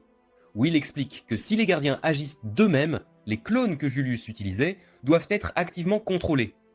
À cause de cela, Julius a dû compter sur ses amis, et il est clair qu'il n'est qu'un imposteur. Le Julius enragé traite Will de bon à rien en attaquant, mais Will montre qu'il peut facilement se défendre. Julius est déterminé à prouver que Will a tort, alors il utilise une fois de plus la magie d'Alfaria. Will esquive habilement toutes les attaques des clones, et Julius pense qu'il peut contrôler 4 clones à la fois, mais sans ses amis, il est réduit à tenir une position défensive. Julius est toujours confiant de pouvoir gagner, car Will n'a aucun moyen de savoir quel Julius est le vrai. Bien sûr, l'idiot est stupéfait quand Will le trouve et traverse son mur de glace pour porter une attaque. Will explique à Julius, surpris, que la température interne de ces clones de glace l'a rendu facile à trouver. Si les clones ne sont pas parfaitement contrôlés, le froid s'échappe et des cristaux de glace commencent même à se former à leurs pieds. Julius commence vraiment à perdre son sang-froid, maintenant qu'il perd le reste de ses clones, et il exige de savoir pourquoi Will connaît le sort mieux que lui. La réponse de Will est simple. Lui et Elfaria sont amis d'enfance. Ils ont été élevés dans le même orphelinat, alors il connaît très bien sa magie. Il l'a admirée et étudiée, mais il n'a jamais pu l'égaler. C'est pourquoi il connaît toutes les forces et les faiblesses de la magie d'Elfaria. Julius traite Will de bon à rien une dernière fois avant d'attaquer. Mais Will a le contrôle total maintenant. Will complimente Julius car jusqu'à présent, personne n'a pu reproduire la magie d'Elfaria. Cependant, il précise que Julius est loin d'être à son niveau. C'est parce que le sort de clone que Julius peut à peine utiliser correctement a été inventé par Elfaria quand elle n'avait que 2 ans. Will le démasque comme étant un imposteur, et Julius repense à quel point il était excité quand il a appris le sort. La réalité commence cependant à s'installer, et il réalise qu'il n'était qu'au même niveau qu'Elfaria quand elle était enfant. Julius a complètement perdu la tête maintenant, il rit comme un psychopathe, et il utilise sa rage pour créer 8 clones à la fois. La foule est stupéfaite, et Julius dit qu'il n'est pas quelqu'un à sous-estimer. Il a abandonné tout espoir d'avoir un contrôle total sur les clones, et il prévoit simplement d'utiliser le nombre pour écraser Will au sol. Julius est sûr de gagner maintenant, mais il s'énerve encore plus quand Will dit qu'il se battait contre 10 Elfaria quand ils étaient enfants. Julius commence son barrage d'attaque, mais Will élimine calmement chaque clone un par un. Julius continue d'essayer de s'échapper, mais les choses ne s'annoncent pas très bien pour lui, alors que Will traverse le champ de bataille avec maîtrise. Will lance son épée pour achever le dernier clone, et il utilise un puissant coup de poing pour détruire absolument le vrai Julius. La foule devient absolument folle, alors que Mike souligne que Will, le bon à rien, a d'une manière ou d'une autre vaincu une élite avec plus de 10 000 crédits. Les amis de Will célèbrent, et Colette se précipite vers lui. Il n'y a plus personne pour se mettre en travers de son chemin, et tout ce que Will a à faire maintenant est de s'emparer de la couronne. Cependant, à ce moment précis, Will est choqué quand Winiel prend la couronne en premier, et il dit qu'il a pris son temps pendant que Will et Julius se battaient. C'est juste un autre rebondissement dans ce match chaotique, mais c'est fini maintenant. Et Winiel est annoncé vainqueur de l'attaque de la couronne. En haut de la tour, la servante Sama dit à Elfaria que le match est terminé. Elfaria est complètement bouleversée et demande s'il existe un sort qui permet de changer le passé. Il n'y en a pas, alors elle se demande s'il en existe un pour effacer la mémoire d'une personne. La servante Sama se demande de quoi il s'agit, et elle est choquée de voir l'état d'Elfaria.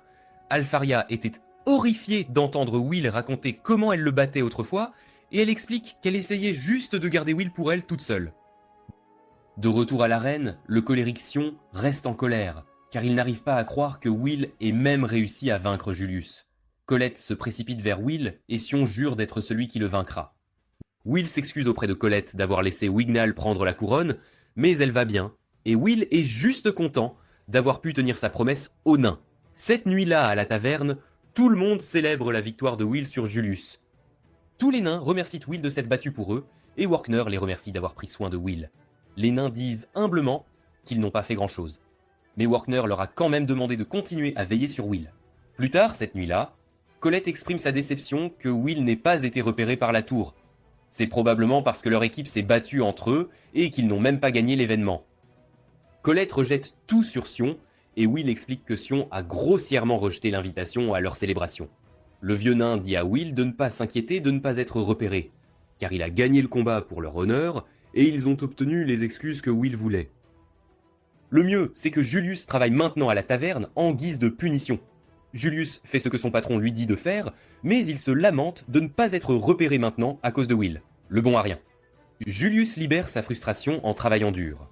Colette sent que Workner est préoccupé par quelque chose, et il explique que les choses pourraient être différentes à partir de maintenant. Will a montré beaucoup de ce dont il est capable pendant le festival, Alors il se demande comment Will gérera les choses quand il retournera à l'académie le lendemain. Colette suppose que les autres étudiants auront un nouveau respect pour Will, mais Workner avertit que ce n'est peut-être pas ce à quoi ils s'attendent. Quand ils retournent à l'école, des garçons demandent à Will de les accompagner au donjon. Ils admettent à contre-cœur que Will a une force ridicule, alors ils le supplient de choisir leur équipe pour la prochaine praxis. Cette praxis est une exploration de donjon d'1 semaine. Juste à ce moment, un autre groupe les interrompt. Ils ne veulent pas qu'une autre équipe leur vole Will, car ils allaient lui demander de rejoindre leur équipe. D'autres étudiants se joignent à la mêlée, et bientôt Will est submergé de demandes pour rejoindre des équipes. Colette les traite tous d'impudents de demander à Will de les rejoindre, même après des années à l'avoir intimidé. Elle suppose que Will ressent la même chose, mais elle se trompe, et Will ne pourrait pas être plus heureux d'être désiré par tout le monde. Colette l'a complètement perdu, et elle réalise que Will a été privé d'amis pendant trop longtemps. Colette est accusée de garder Will pour elle toute seule, et une fille propose de partager les crédits gagnés lors de l'exploration du donjon. Colette intervient pour les séparer et dit que Will ne peut faire équipe avec personne, car ils ont prévu d'aller faire du shopping. Cette nuit-là, Colette panique après s'être emportée, car il semble qu'ils n'iront pas à un rendez-vous. Son amie Rose la taquine à ce sujet, mais lui recommande de se préparer, même si Colette dit que ce n'est pas un vrai rendez-vous. Colette est d'accord avec elle, et Rose lui suggère de porter quelque chose de mignon. Will parle à Rusty de ses projets avec Colette, mais il explique que Colette l'a un peu persuadé. Elle a fait cela en disant qu'il devait acheter de l'équipement pour la praxis. Rusty est content d'apprendre que Will va faire du shopping seul avec Colette, et il sourit comme un pervers. Le lendemain, Colette attend Will, et elle est maintenant déterminée à faire en sorte que cette sortie shopping se transforme en rendez-vous. Colette est émerveillée quand elle voit Will, et Will la complimente sur son nouveau look. Il dit qu'elle a fait battre son cœur, et elle panique. Jess et Hill sont tous deux surpris quand Rusty s'excuse d'être en retard. Rusty se présente à Colette, et Will dit qu'il a insisté pour venir. Colette est horrifiée par ce tournant, et Rusty la nargue. À partir de là, Rusty se met en travers chaque fois que Colette essaie d'interagir avec Will. Finalement, Will remarque que quelque chose dérange Colette. Alors elle souligne que la proximité entre lui et Rusty est étrange. Will l'assure que Rusty est un bon gars, et qu'il aime juste être proche de ses amis. Rusty leur apporte des boissons, mais il n'en a pas pris pour lui-même, afin de pouvoir partager avec Will. Colette refuse que cela arrive, alors elle propose de partager la sienne. Les tensions montent entre les deux, alors Rossi dit à Will qu'il peut les devancer et faire réparer son épée. Colette est d'accord et dit que les nains ne seront pas contents si des mages comme eux se présentent à leur forge. Will est complètement inconscient de ce qui se passe, alors il part simplement pour aller à la forge.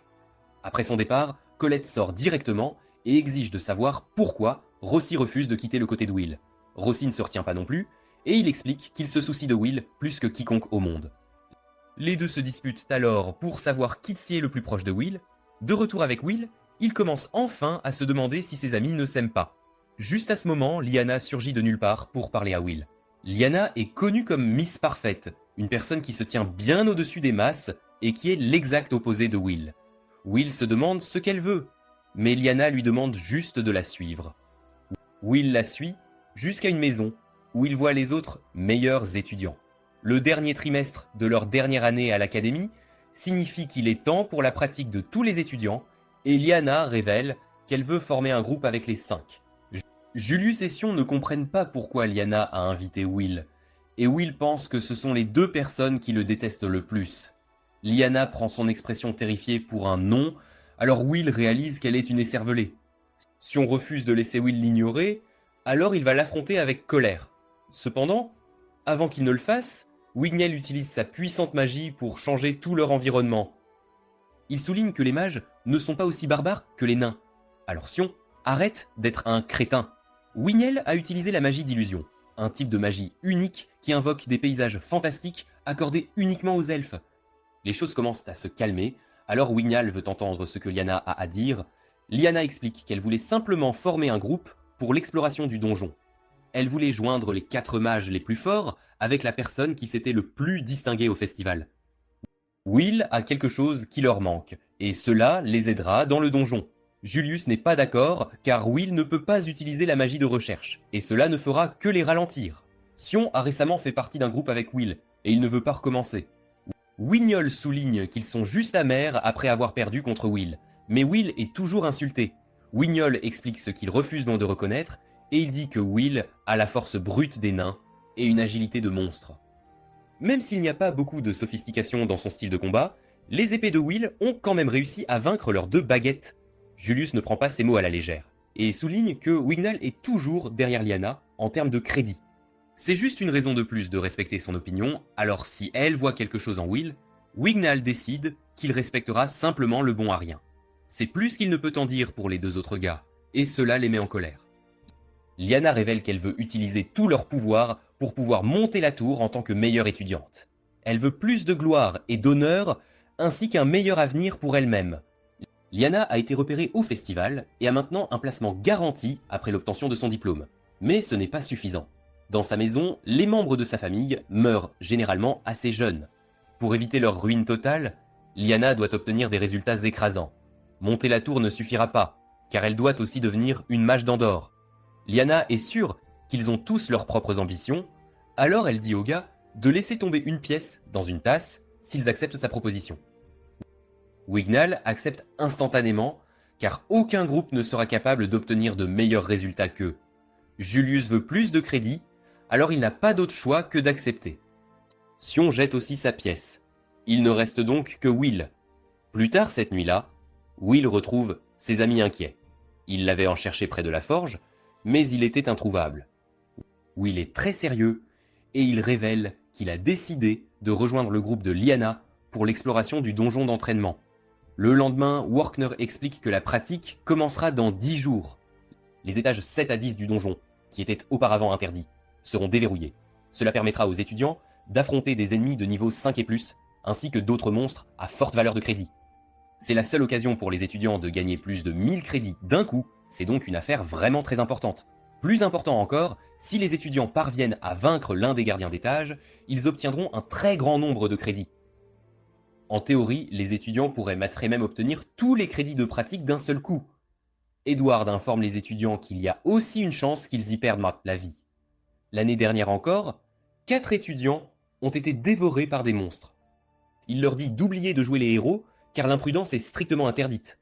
Des professeurs seront postés à proximité, mais cela n'a jamais empêché des étudiants de perdre la vie auparavant.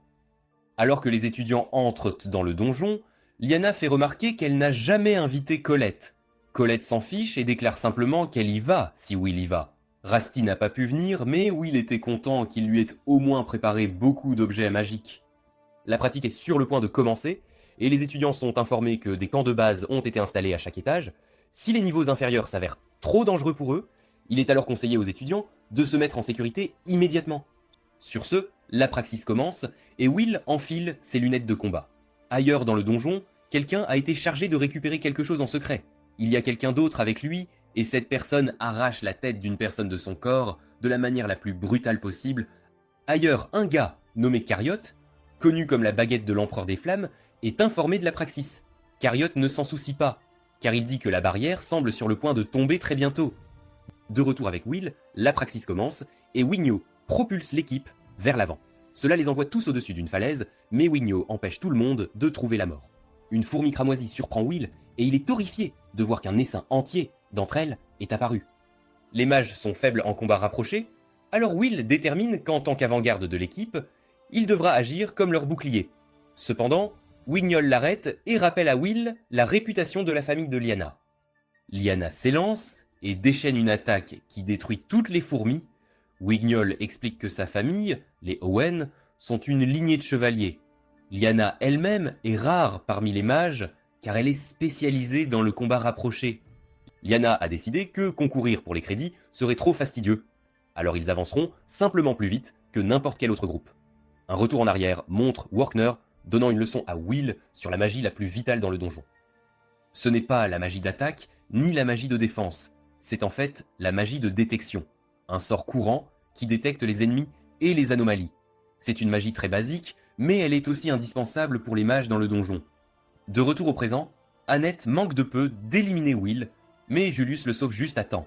Will réalise qu'il ne peut pas détecter les ennemis assez vite et que les autres utilisent Wadgis la magie de détection pour percevoir une zone plus vaste que ses propres sens. À ce rythme, tout le monde détruira tous les monstres avant même qu'il n'en détecte un seul. C'est alors que Will est fier d'en avoir vaincu un, mais il est choqué quand Wignall anéantit toutes les fourmis d'une seule attaque simple. Wignall traite Will de fardeau, car il n'est même pas capable d'agir comme bouclier, et il remet en question la décision de Lyanna d'inviter Will dans leur groupe. Lyanna, cependant, est toujours très confiante que Will n'a juste pas eu le temps d'agir comme leur bouclier. Elle est certaine que Will montrera sa véritable force lorsqu'ils affronteront des ennemis de niveau 5 et plus. Will se sent tourmenté par ces mots, cependant, car elle ne cesse de nuancer ses déclarations avec le mot « probablement », encore et encore. Julius commence à faire quelque chose avec sa baguette, alors Will nous explique que les mages utilisent leur baguette pour absorber les traces de magie provenant des monstres vaincus. De cette façon, l'académie peut vérifier le nombre de cibles qu'un étudiant a vaincues. Tout le monde commence à partir et ils expliquent qu'il ne sert à rien d'absorber les traces restantes des fourmis, car elles n'ont presque aucune valeur. Will est différent de tout le monde, car il n'a aucun moyen d'absorber les traces de magie. À cause de cela, il doit ramener les restes de monstres pour gagner ses crédits. Cela fait de lui un fardeau supplémentaire pour les autres, mais Will reste positif, en jurant de faire de son mieux pour être utile à son équipe à un moment donné. Malheureusement, à mesure que leur voyage se poursuit, Will ne cesse de réaliser qu'il ne peut rien faire. Tout le monde est si habile qu'il n'y a pas de temps pour lui d'intervenir. C'est regrettable, mais Will commence à se considérer comme un simple mulet de bas. Un peu plus tard, Lyanna décide qu'ils doivent faire une pause. Sion ne se sent pas en sécurité à l'endroit qu'elle a choisi, mais Wigniel crée un mur de flammes pour les aider. Ce n'est que de la magie d'illusion elfique, mais c'est suffisant pour effrayer les monstres. Lyanna demande à Will de distribuer les rations qu'elle a préparées, mais Wigniel est le seul à ne pas laisser Will s'approcher de lui. C'est parce que les elfes ne permettent qu'à ceux qui en sont dignes de les toucher. Wigniel arrête Will net, car il ne veut pas le toucher par accident. Choléra est furieuse de voir Will être traité de cette façon, mais la seule personne que Wigniel juge digne dans leur groupe est Lyanna. Will dit que ce n'est pas grave, car les elfes ont juste une culture différente. Comme les nains, ils viennent d'un autre monde. Cependant, les elfes valorisent les leurs plus que les autres, et ils peuvent être insupportables. Par-dessus tout, leurs talents sont incroyables. À la tête de l'une des factions de Magia Vendor se trouve la reine des elfes. Lyanna dit à tout le monde que leur priorité absolue est le lumineux Nabiris. Il vaut 110 crédits, et il n'y en a qu'un seul. Cela signifie qu'ils vont abattre le gardien de l'étage 10.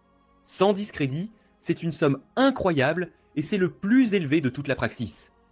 Le monstre est incroyablement dangereux, mais Lyanna a formé ce groupe dans le but d'abattre Nabaris. Elle est sûre que le groupe a le pouvoir de vaincre la bête de 110 crédits, et elle veut le prouver à la tour. Lyanna veut combattre la bête lorsque son groupe aura toutes ses réserves de magie, alors elle veut ignorer les autres monstres pour l'instant, et s'en occuper après avoir vaincu Nabaris. Si personne ne s'y oppose, ils prendront alors le chemin le plus court vers le niveau 10. Will ne peut pas se mentir sur sa peur, mais il n'a reçu que 5 crédits jusqu'à présent. Alors, abattre un gardien d'étage est le seul moyen pour lui de se rattraper. Ailleurs, nous voyons que le gars appelé Sans Tête a arraché d'autres têtes à ses victimes. Lorsque notre groupe arrive à l'étage 10, ils sont choqués de voir que plusieurs monstres ont déjà été vaincus. Ils se demandent si c'était un autre groupe, mais ce serait impossible. Ils ont pris le chemin le plus court et ont même sauté les camps de base, donc aucune autre équipe n'aurait pu arriver là plus vite qu'eux. Will étudie les corps et détermine qu'aucune magie n'a été utilisée. Ces monstres ont été déchirés par la seule force brute. L'équipe continue d'avancer, mais Will se demande pourquoi c'est si silencieux. Ils arrivent bientôt finalement à la chambre du boss, mais ils sont choqués de découvrir que Nabaris a déjà été vaincu. Lyanna dit instantanément à tout le monde d'utiliser la détection, et Wigniel explique à Colette que les traces de magie du monstre ne se sont pas entièrement dissipées. Cela signifie qu'il vient juste d'être tué. Le gardien d'étage venait d'être massacré, alors tout le monde se demande qui a bien pu faire ça. Un autre retour en arrière sur la leçon de Warkner explique que si la détection est incroyablement utile, il est toujours difficile de repérer les pièges astucieux avec elle. Les mages peuvent utiliser la dissimulation pour se camoufler avec, et il existe un type de monstre capable d'échapper à la magie de détection. De retour avec notre groupe, Will sent quelque chose, et il avertit tout le monde d'être prudent alors qu'il bloque une attaque venant d'en haut. Wignall est instantanément mis hors de combat, et ce monstre mystérieux empêche tout le monde de lancer ses sorts. Il fait s'effondrer le sol. Alors Will se précipite pour aider Wignall, qui est inconscient. Tout le monde, à tous les autres étages, peut sentir les secousses causées par le monstre, et il se demande ce qui pourrait en être la cause.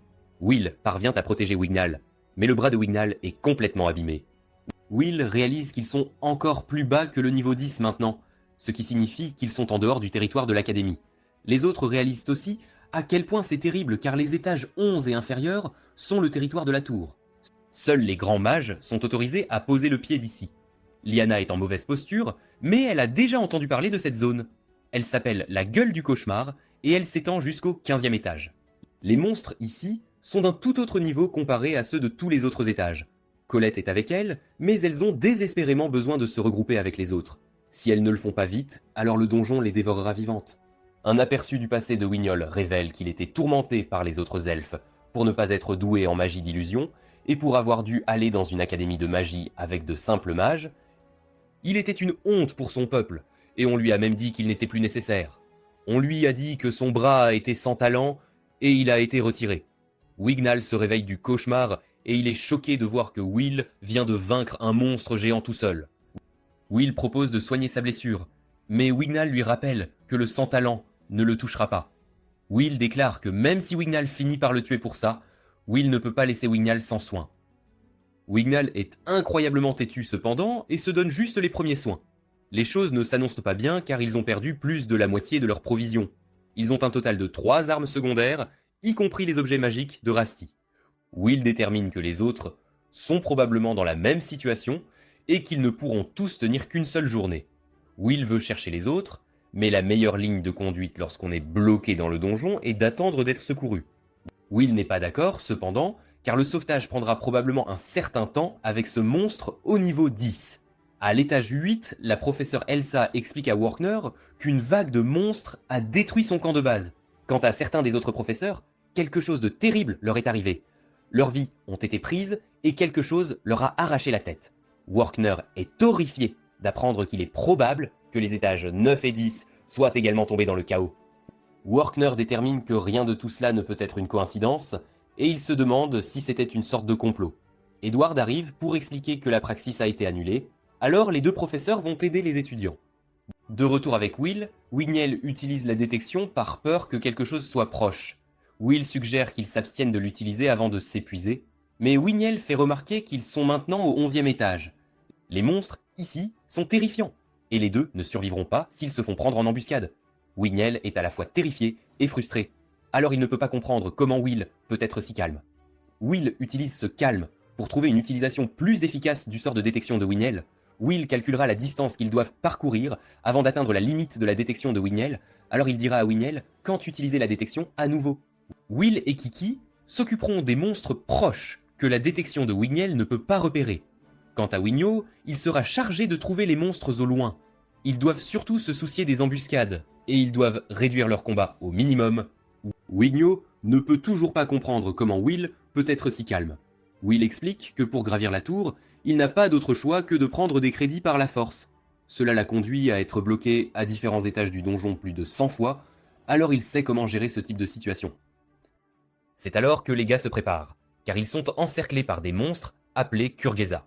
Ils n'ont pas d'autre choix que de se battre, alors Will décide qu'il prendra la tête, pendant que Wignall combattra celui de l'arrière.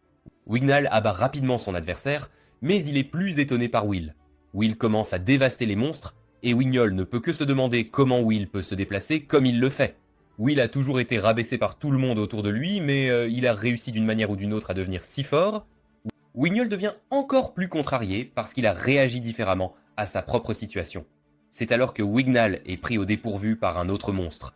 Il n'a pas le temps d'attaquer, alors il décide d'utiliser son mur de flamme pour effrayer la bête. Will sait que ça ne marchera pas cependant, et le monstre fonce droit sur Wignall. Wignall est complètement figé par la terreur, mais Will vient rapidement à son secours. Will explique que les Gargessa n'ont pas Dieu, donc les illusions ne fonctionnent pas sur eux. Wignall commence à perdre la tête, en riant et en se traitant de honte. Will essaie de lui dire qu'il est un elfe très talentueux, mais Wignall dit qu'il a tort. Wignall a toujours traité Will de traînard, parce qu'il n'a aucun talent. Cependant, il révèle qu'il est lui-même l'un des rebuts et un traînard. Un autre retour en arrière montre Wignall s'entraînant, et il supplie quelqu'un nommé Eleanor de ne pas le laisser derrière. Wignall sanglotait, en réalisant que tout ce qu'il cherchait à atteindre était juste trop loin, et que rien de ce qu'il faisait ne serait suffisant. Wignall n'a jamais pu se résoudre à abandonner, cependant, alors il a continué à s'entraîner. De retour au présent, Wignall vient d'avouer être un traînard. Cela fait 6 ans que lui et un groupe d'autres elfes sont entrés à l'académie, et il est le seul à être encore là. Les autres ont gravi la tour. Mais Wignol est une honte pour les siens. C'est parce que la magie de Wignol est censée donner naissance à quelque chose ayant une forme physique. Cependant, Wignol ne peut produire que des fantasmes immatériels. Sa magie n'est que du spectacle et il ne peut pas réellement vaincre un ennemi avec elle. Will fait remarquer que Winiel est considéré comme l'un des 3 meilleurs de l'école, mais Winiel sait ce qui est le plus important. Lyanna aussi, alors elle explique à Colette que seuls ceux qui se prouvent vraiment peuvent gravir la tour. Au cours des 6 dernières années, elle a vu les étudiants les plus talentueux quitter l'académie, ce qui lui a fait réaliser que ceux qui restent sont vraiment ceux que personne ne veut. Colette lui rappelle qu'elle est connue comme Miss Parfaite, mais Lyanna dit que ce n'est qu'à l'académie. Lyanna a été témoin direct de ce qu'est un vrai génie lorsqu'elle a vu Dalfaria s'élever jusqu'à Magia Vendor. C'est alors qu'elle a déterminé que ceux qui sont inférieurs ne peuvent jamais espérer être à la hauteur d'un vrai talent. Quant à Wignall, l'un de ses frères et sœurs a été le premier à lui enseigner le désespoir de sa propre infériorité. Will est choqué, car ce frère ou cette sœur est en fait la reine des elfes. Cette Elinor et Wignall l'aimaient énormément. Elle était très petite, alors Wignol a décidé qu'il la protégerait pour toujours.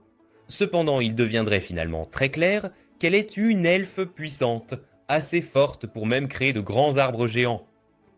Elinor est devenue une Magiavandir, alors Wignell a travaillé dur pour l'atteindre. Cependant, il ne pouvait pas cacher le fait qu'il n'était qu'un traînard. Alors il a commencé à rabaisser les mages pour cacher ses propres insuffisances. C'est alors que Wignell est choqué, parce que Will dit qu'il savait qu'ils avaient quelque chose en commun. Wignell pense qu'il essaie juste de le faire se sentir mieux. Il dit qu'il n'a été qu'un obstacle. Alors il dit à Will de continuer sans lui. Will refuse et assure à Wignell qu'il est un elfe incroyable. Il promet qu'ils sortiront du donjon ensemble, alors il protégera Wignol jusqu'à ce qu'il puisse marcher seul. Colette donne aussi un discours d'encouragement à Lyanna et explique qu'elle connaît un garçon qui continue de s'efforcer même en étant ridiculisé pour son manque de talent. Si Will voyait à quel point elle se torturait, Colette assurait qu'il en rirait. De retour avec Will, nous voyons que lui et Wignell sont au milieu d'une bataille. Ils ne cessent de rencontrer des ennemis de niveau 5 et plus, ce qui rend clair que l'étage où ils se trouvent est d'un tout autre niveau.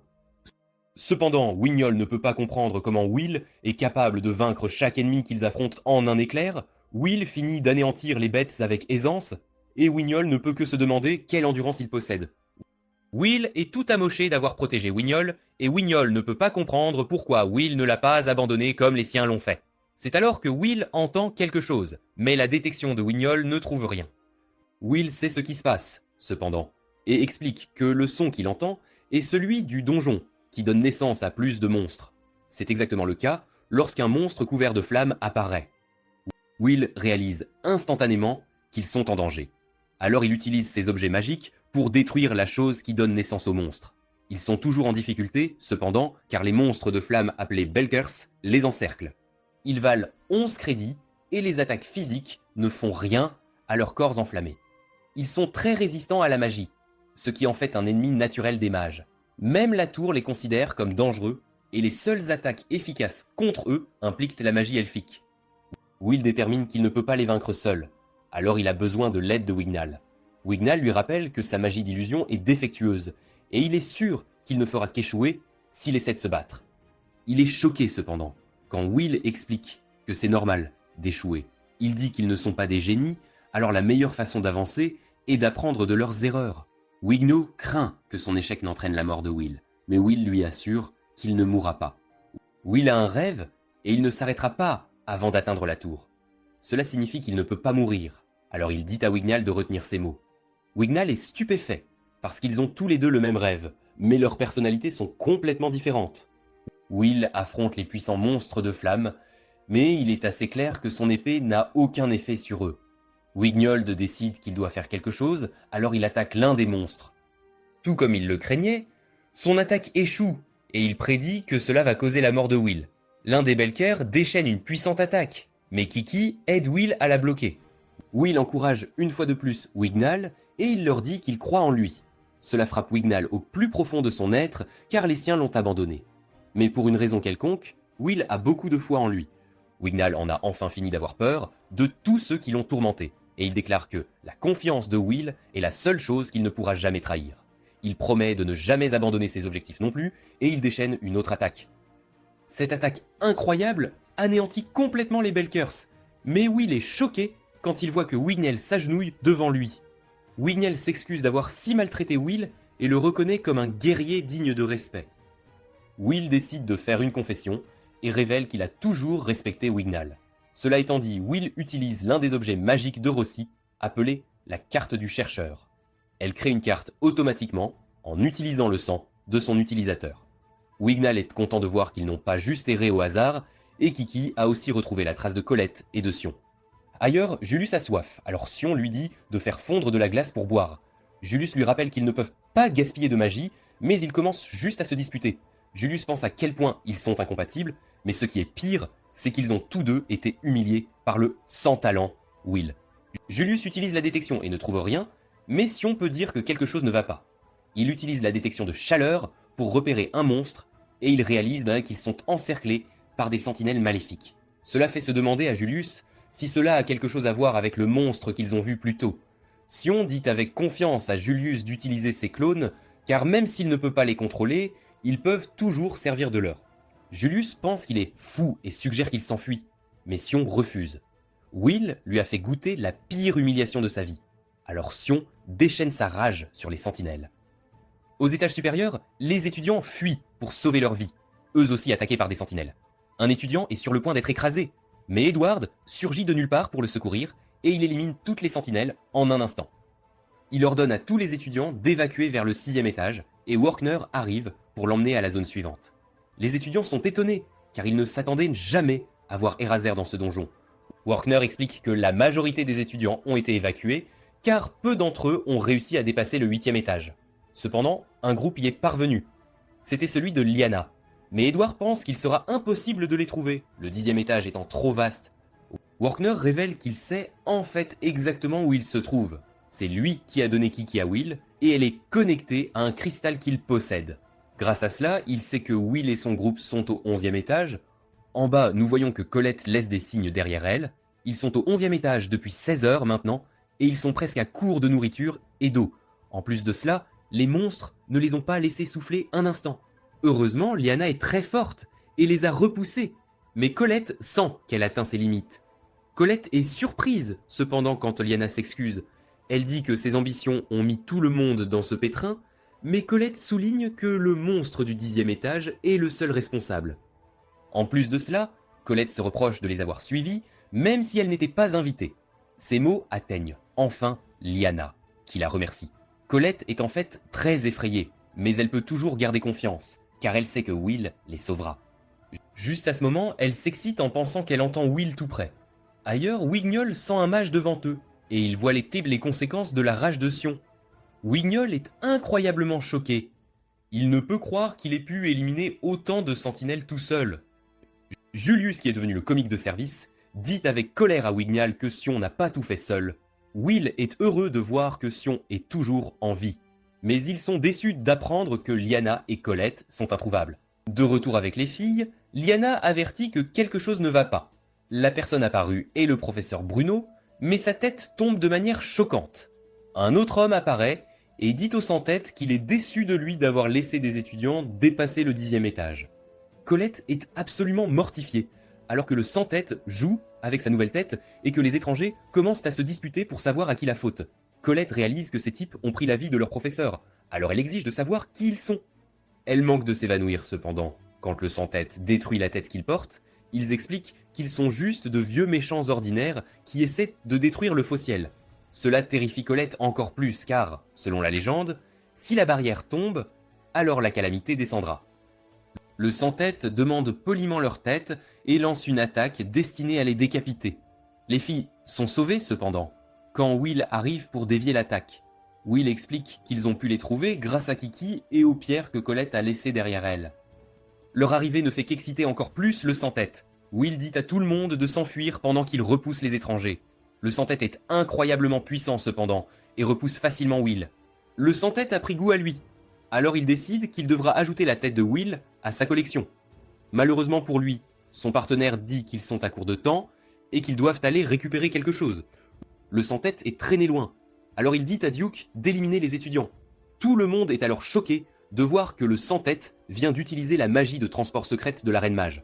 Leur choc se transforme en horreur quand ils réalisent que le sans-tête vient d'invoquer le monstre valant 270 crédits, le Grand-Duc maléfique. Will pense à une règle générale que tous les étudiants connaissent. C'est la règle du 1 pour 1000, et elle signifie simplement qu'un monstre valant un crédit équivaut à un mage avec 1000 crédits. Ce monstre devant eux vaut 270, il équivaut donc à un mage de 270 000 crédits. Ce grand-duc est terrifiant, et notre groupe esquive désespérément son attaque. Tout le monde décide de s'enfuir, et Wignol crée une barrière pour les aider à s'échapper. La bête la détruit facilement cependant, alors Will doit revenir pour secourir Wignol. Ils trouvent un moment de sécurité, alors Will explique qu'il a lu un peu sur le grand-duc maléfique. Ils apparaissent au 25e étage et sont près de l'apogée de la famille maléfique des monstres. Le groupe n'est pas encore hors de danger, car ils réalisent que le grand-duc commande aux autres monstres puissants de les trouver. Julius panique, craignant qu'il n'y ait aucun moyen pour eux de s'échapper, et Lyanna sent que le désespoir essaie d'étouffer leurs esprits. Tout le monde est complètement perdu, mais ils sont choqués quand Will déclare que leur seul recours est de tuer le grand-duc. Quand un monstre de renseigneur apparaît, les monstres de type maléfique établissent un domaine qui peut s'étendre sur plusieurs étages. Cependant, s'ils éliminent le seigneur, le groupe de monstres perdra son chef. S'ils peuvent briser la chaîne de commandement, alors cela leur donnera une meilleure chance d'être secourus. Julius pense que Will a perdu la tête, car il n'y a aucun moyen qu'il puisse vaincre ce terrible monstre. Will a un plan, mais il déclare qu'il ne forcera personne à aider. Julius pense que personne ne fera confiance au plan d'un sans talent comme Will, mais Wignall accepte d'aider. Will a prouvé avoir beaucoup de sagesse, et son sacrifice personnel a sauvé Wignall d'innombrables fois. Colette fait aussi confiance à Will, mais Sion dit qu'il n'accepte que parce qu'ils ne survivront pas s'ils restent les bras croisés. Wignall se porte garant de Will, alors Lyanna décide de leur faire confiance aussi. Voyant comment Will a uni tout le monde, Lyanna réalise maintenant qu'il n'était pas destiné à être leur bouclier. Il était destiné à être leur chef. De tout le monde dans leur groupe, Will est le seul dont les yeux ne sont pas remplis de désespoir. Elle demande à Will de lui donner ses ordres afin qu'il puisse suivre son exemple. Julius dit toujours qu'ils ne peuvent pas gagner avec le plan de Will seul, et Will est d'accord. Il révèle que Julius est en fait leur clé de la victoire, car il veut lui enseigner un tour de magie secret de Valfarias. Quelques instants plus tard, notre groupe affronte la bête géante. Julius et Colette esquivent de quelques attaques, et Julius commence une incantation. Le grand-duc détruit Julius, mais il s'avère que ce n'est qu'un des clones de Julius, et il continue son incantation. Un retour en arrière, quelques instants avant, montre Will expliquant l'astuce d'Alfiria. Normalement, si une incantation est interrompue, un mage ne pourra pas lancer son sort. Cependant, la magie de clonage d'Altiria permet à un mage d'utiliser ses clones pour reprendre là où son incantation avait été laissée. Cela signifie que quand l'un des clones est détruit, un autre peut continuer l'incantation. Si c'est fait correctement, il devrait être possible de lancer des sorts avancés avec de très longues incantations, même au milieu d'une bataille. Julius fait exactement cela, mais maintenir des clones est beaucoup plus difficile qu'il n'y paraît. Julius se dit protecteur cependant, et il jure de vaincre la bête. Will dit aux autres d'utiliser toutes les attaques possibles, leur but étant simplement de ralentir le monstre et de soutenir Julius. Ils ne font aucun dégât, ce qui rend clair que les ailes du monstre sont impénétrables. Will le voit de première main, car son attaque ne fait rien non plus, mais il le savait déjà, d'après ce qu'il avait lu sur le Grand-Duc. Rien de ce qu'ils peuvent faire ne blessera la bête, ils ont donc juste besoin de gagner du temps pour Julius. Ils font exactement cela, et Julius termine enfin la très longue incantation. Il déchaîne son attaque la plus puissante, mais tout le monde est choqué de constater que son sort de dernier recours a été bloqué par le Grand-Duc. Tout cela fait partie du plan de Will cependant, car il dit à Lyanna que c'est son tour. L'attaque de Julius était seulement destinée à ralentir les ailes du Grand-Duc, afin que Lyanna puisse se rapprocher pour porter un coup au corps à corps. Lyanna fait exactement cela, mais elle est stupéfaite de constater qu'une auto-barrière a été lancée sur le monstre. Elle suppose que c'est l'œuvre des mages d'avant, et Will doit la sauver d'être détruite. Will finit par subir des dégâts de l'attaque du Grand-Duc, et la barrière de Kiki est détruite, laissant Will dans une position vraiment dangereuse. Verkner et Edward voient ce qui se passe, et ils se demandent pourquoi un Grand-Duc est apparu. Il n'y a pas le temps de réfléchir cependant, car ils doivent devoir se précipiter pour aider les étudiants. L'attaque du Grand-Duc atterrit, et Wigano empêche Will et Lyanna de s'écraser au sol. Lyanna va bien, mais elle se sent mal parce que Will a pris un coup pour la protéger. Will est complètement inconscient, et le Grand-Duc se dirige vers le groupe. Lyanna dit aux autres de s'enfuir avec Will, pendant qu'elle retient la bête, mais Colette refuse. Lyanna rappelle à tous que tous les membres de sa famille ont une vie courte. La raison en est qu'ils sont tous des chevaliers qui agissent comme des boucliers pour leurs alliés. Wignall décide d'attaquer avec elle, et les autres sont laissés avec la décision à prendre. Les efforts combinés de Wignall et Lyanna sont récompensés par une opportunité de porter une attaque au puissant monstre, mais cela les repousse simplement. Sion voit qu'ils sacrifient tous deux leur vie, alors il détermine que le seul moyen de s'assurer que leurs morts ne sont pas vaines est de s'enfuir. Sion se convainc qu'il n'y a pas de honte à le faire, mais il a toujours du mal à bouger. Juste à ce moment, Sion est choqué quand Will lui dit qu'il a besoin que Sion le frappe. Will ne peut pas s'empêcher de trembler et les lunettes que notre fée lui a données sont maintenant cassées. Sans ces lunettes, Will a perdu toute sa confiance et il est si terrifié qu'il ne peut rien faire. Sion devient enragé parce que Will était celui qui avait donné de l'espoir à tout le monde et l'avait mis dans ce pétrin en premier lieu. Sion frappe Will, dégoûté. Il souligne que Lyanna et Wignall vont tous deux perdre leur vie et il ne peut pas croire que Will soit celui qui dit qu'il a peur. Sion veut que Will prenne ses responsabilités et il commence à le frapper de coups de poing. Sion laisse sa rage prendre le dessus, mais Will l'arrête finalement. Will le remercie de l'avoir sorti de là, car il ne tremble plus. Will saisit son épée et il dit à Kiki de protéger les autres.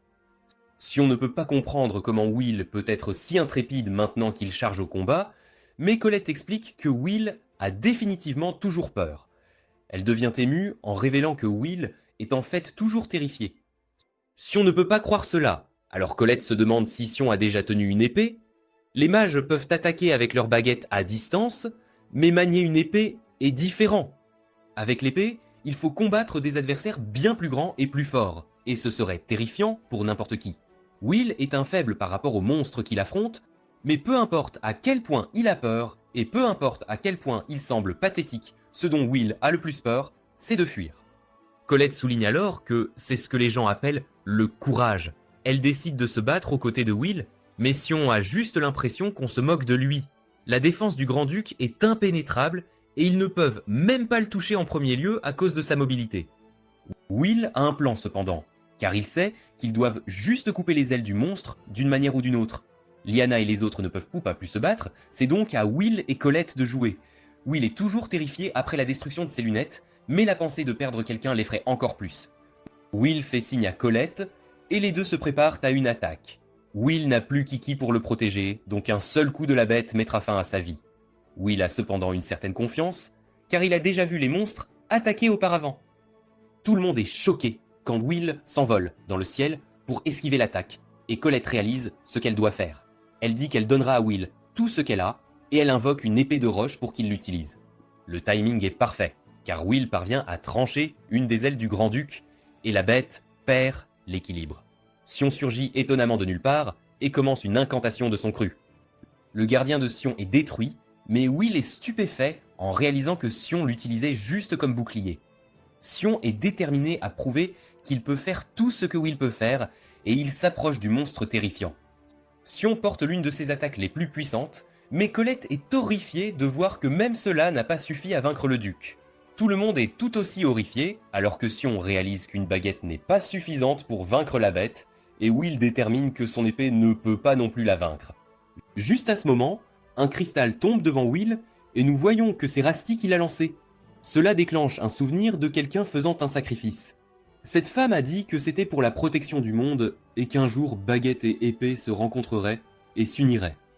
Will réalise ce qui doit être fait, et il dit à Sion qu'ils doivent combiner leurs pouvoirs.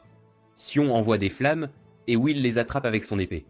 Tout le monde est choqué par ce qu'il voit, et il réalise que ce n'est pas juste un enchantement. L'épée de Will a en fait consommé le sort de Sion. La force monte en Will, et sans même s'en rendre compte, Will évoque un nom. Will prend son épée engloutie par les flammes, et il l'appelle l'Ignis entièrement chargée, et il déchaîne l'attaque incroyablement puissante. Will fixe alors la bête redoutable, alors que l'attaque la tranche en deux. Merci d'avoir regardé mon récapitulatif. Abonnez-vous à la chaîne pour plus de vidéos.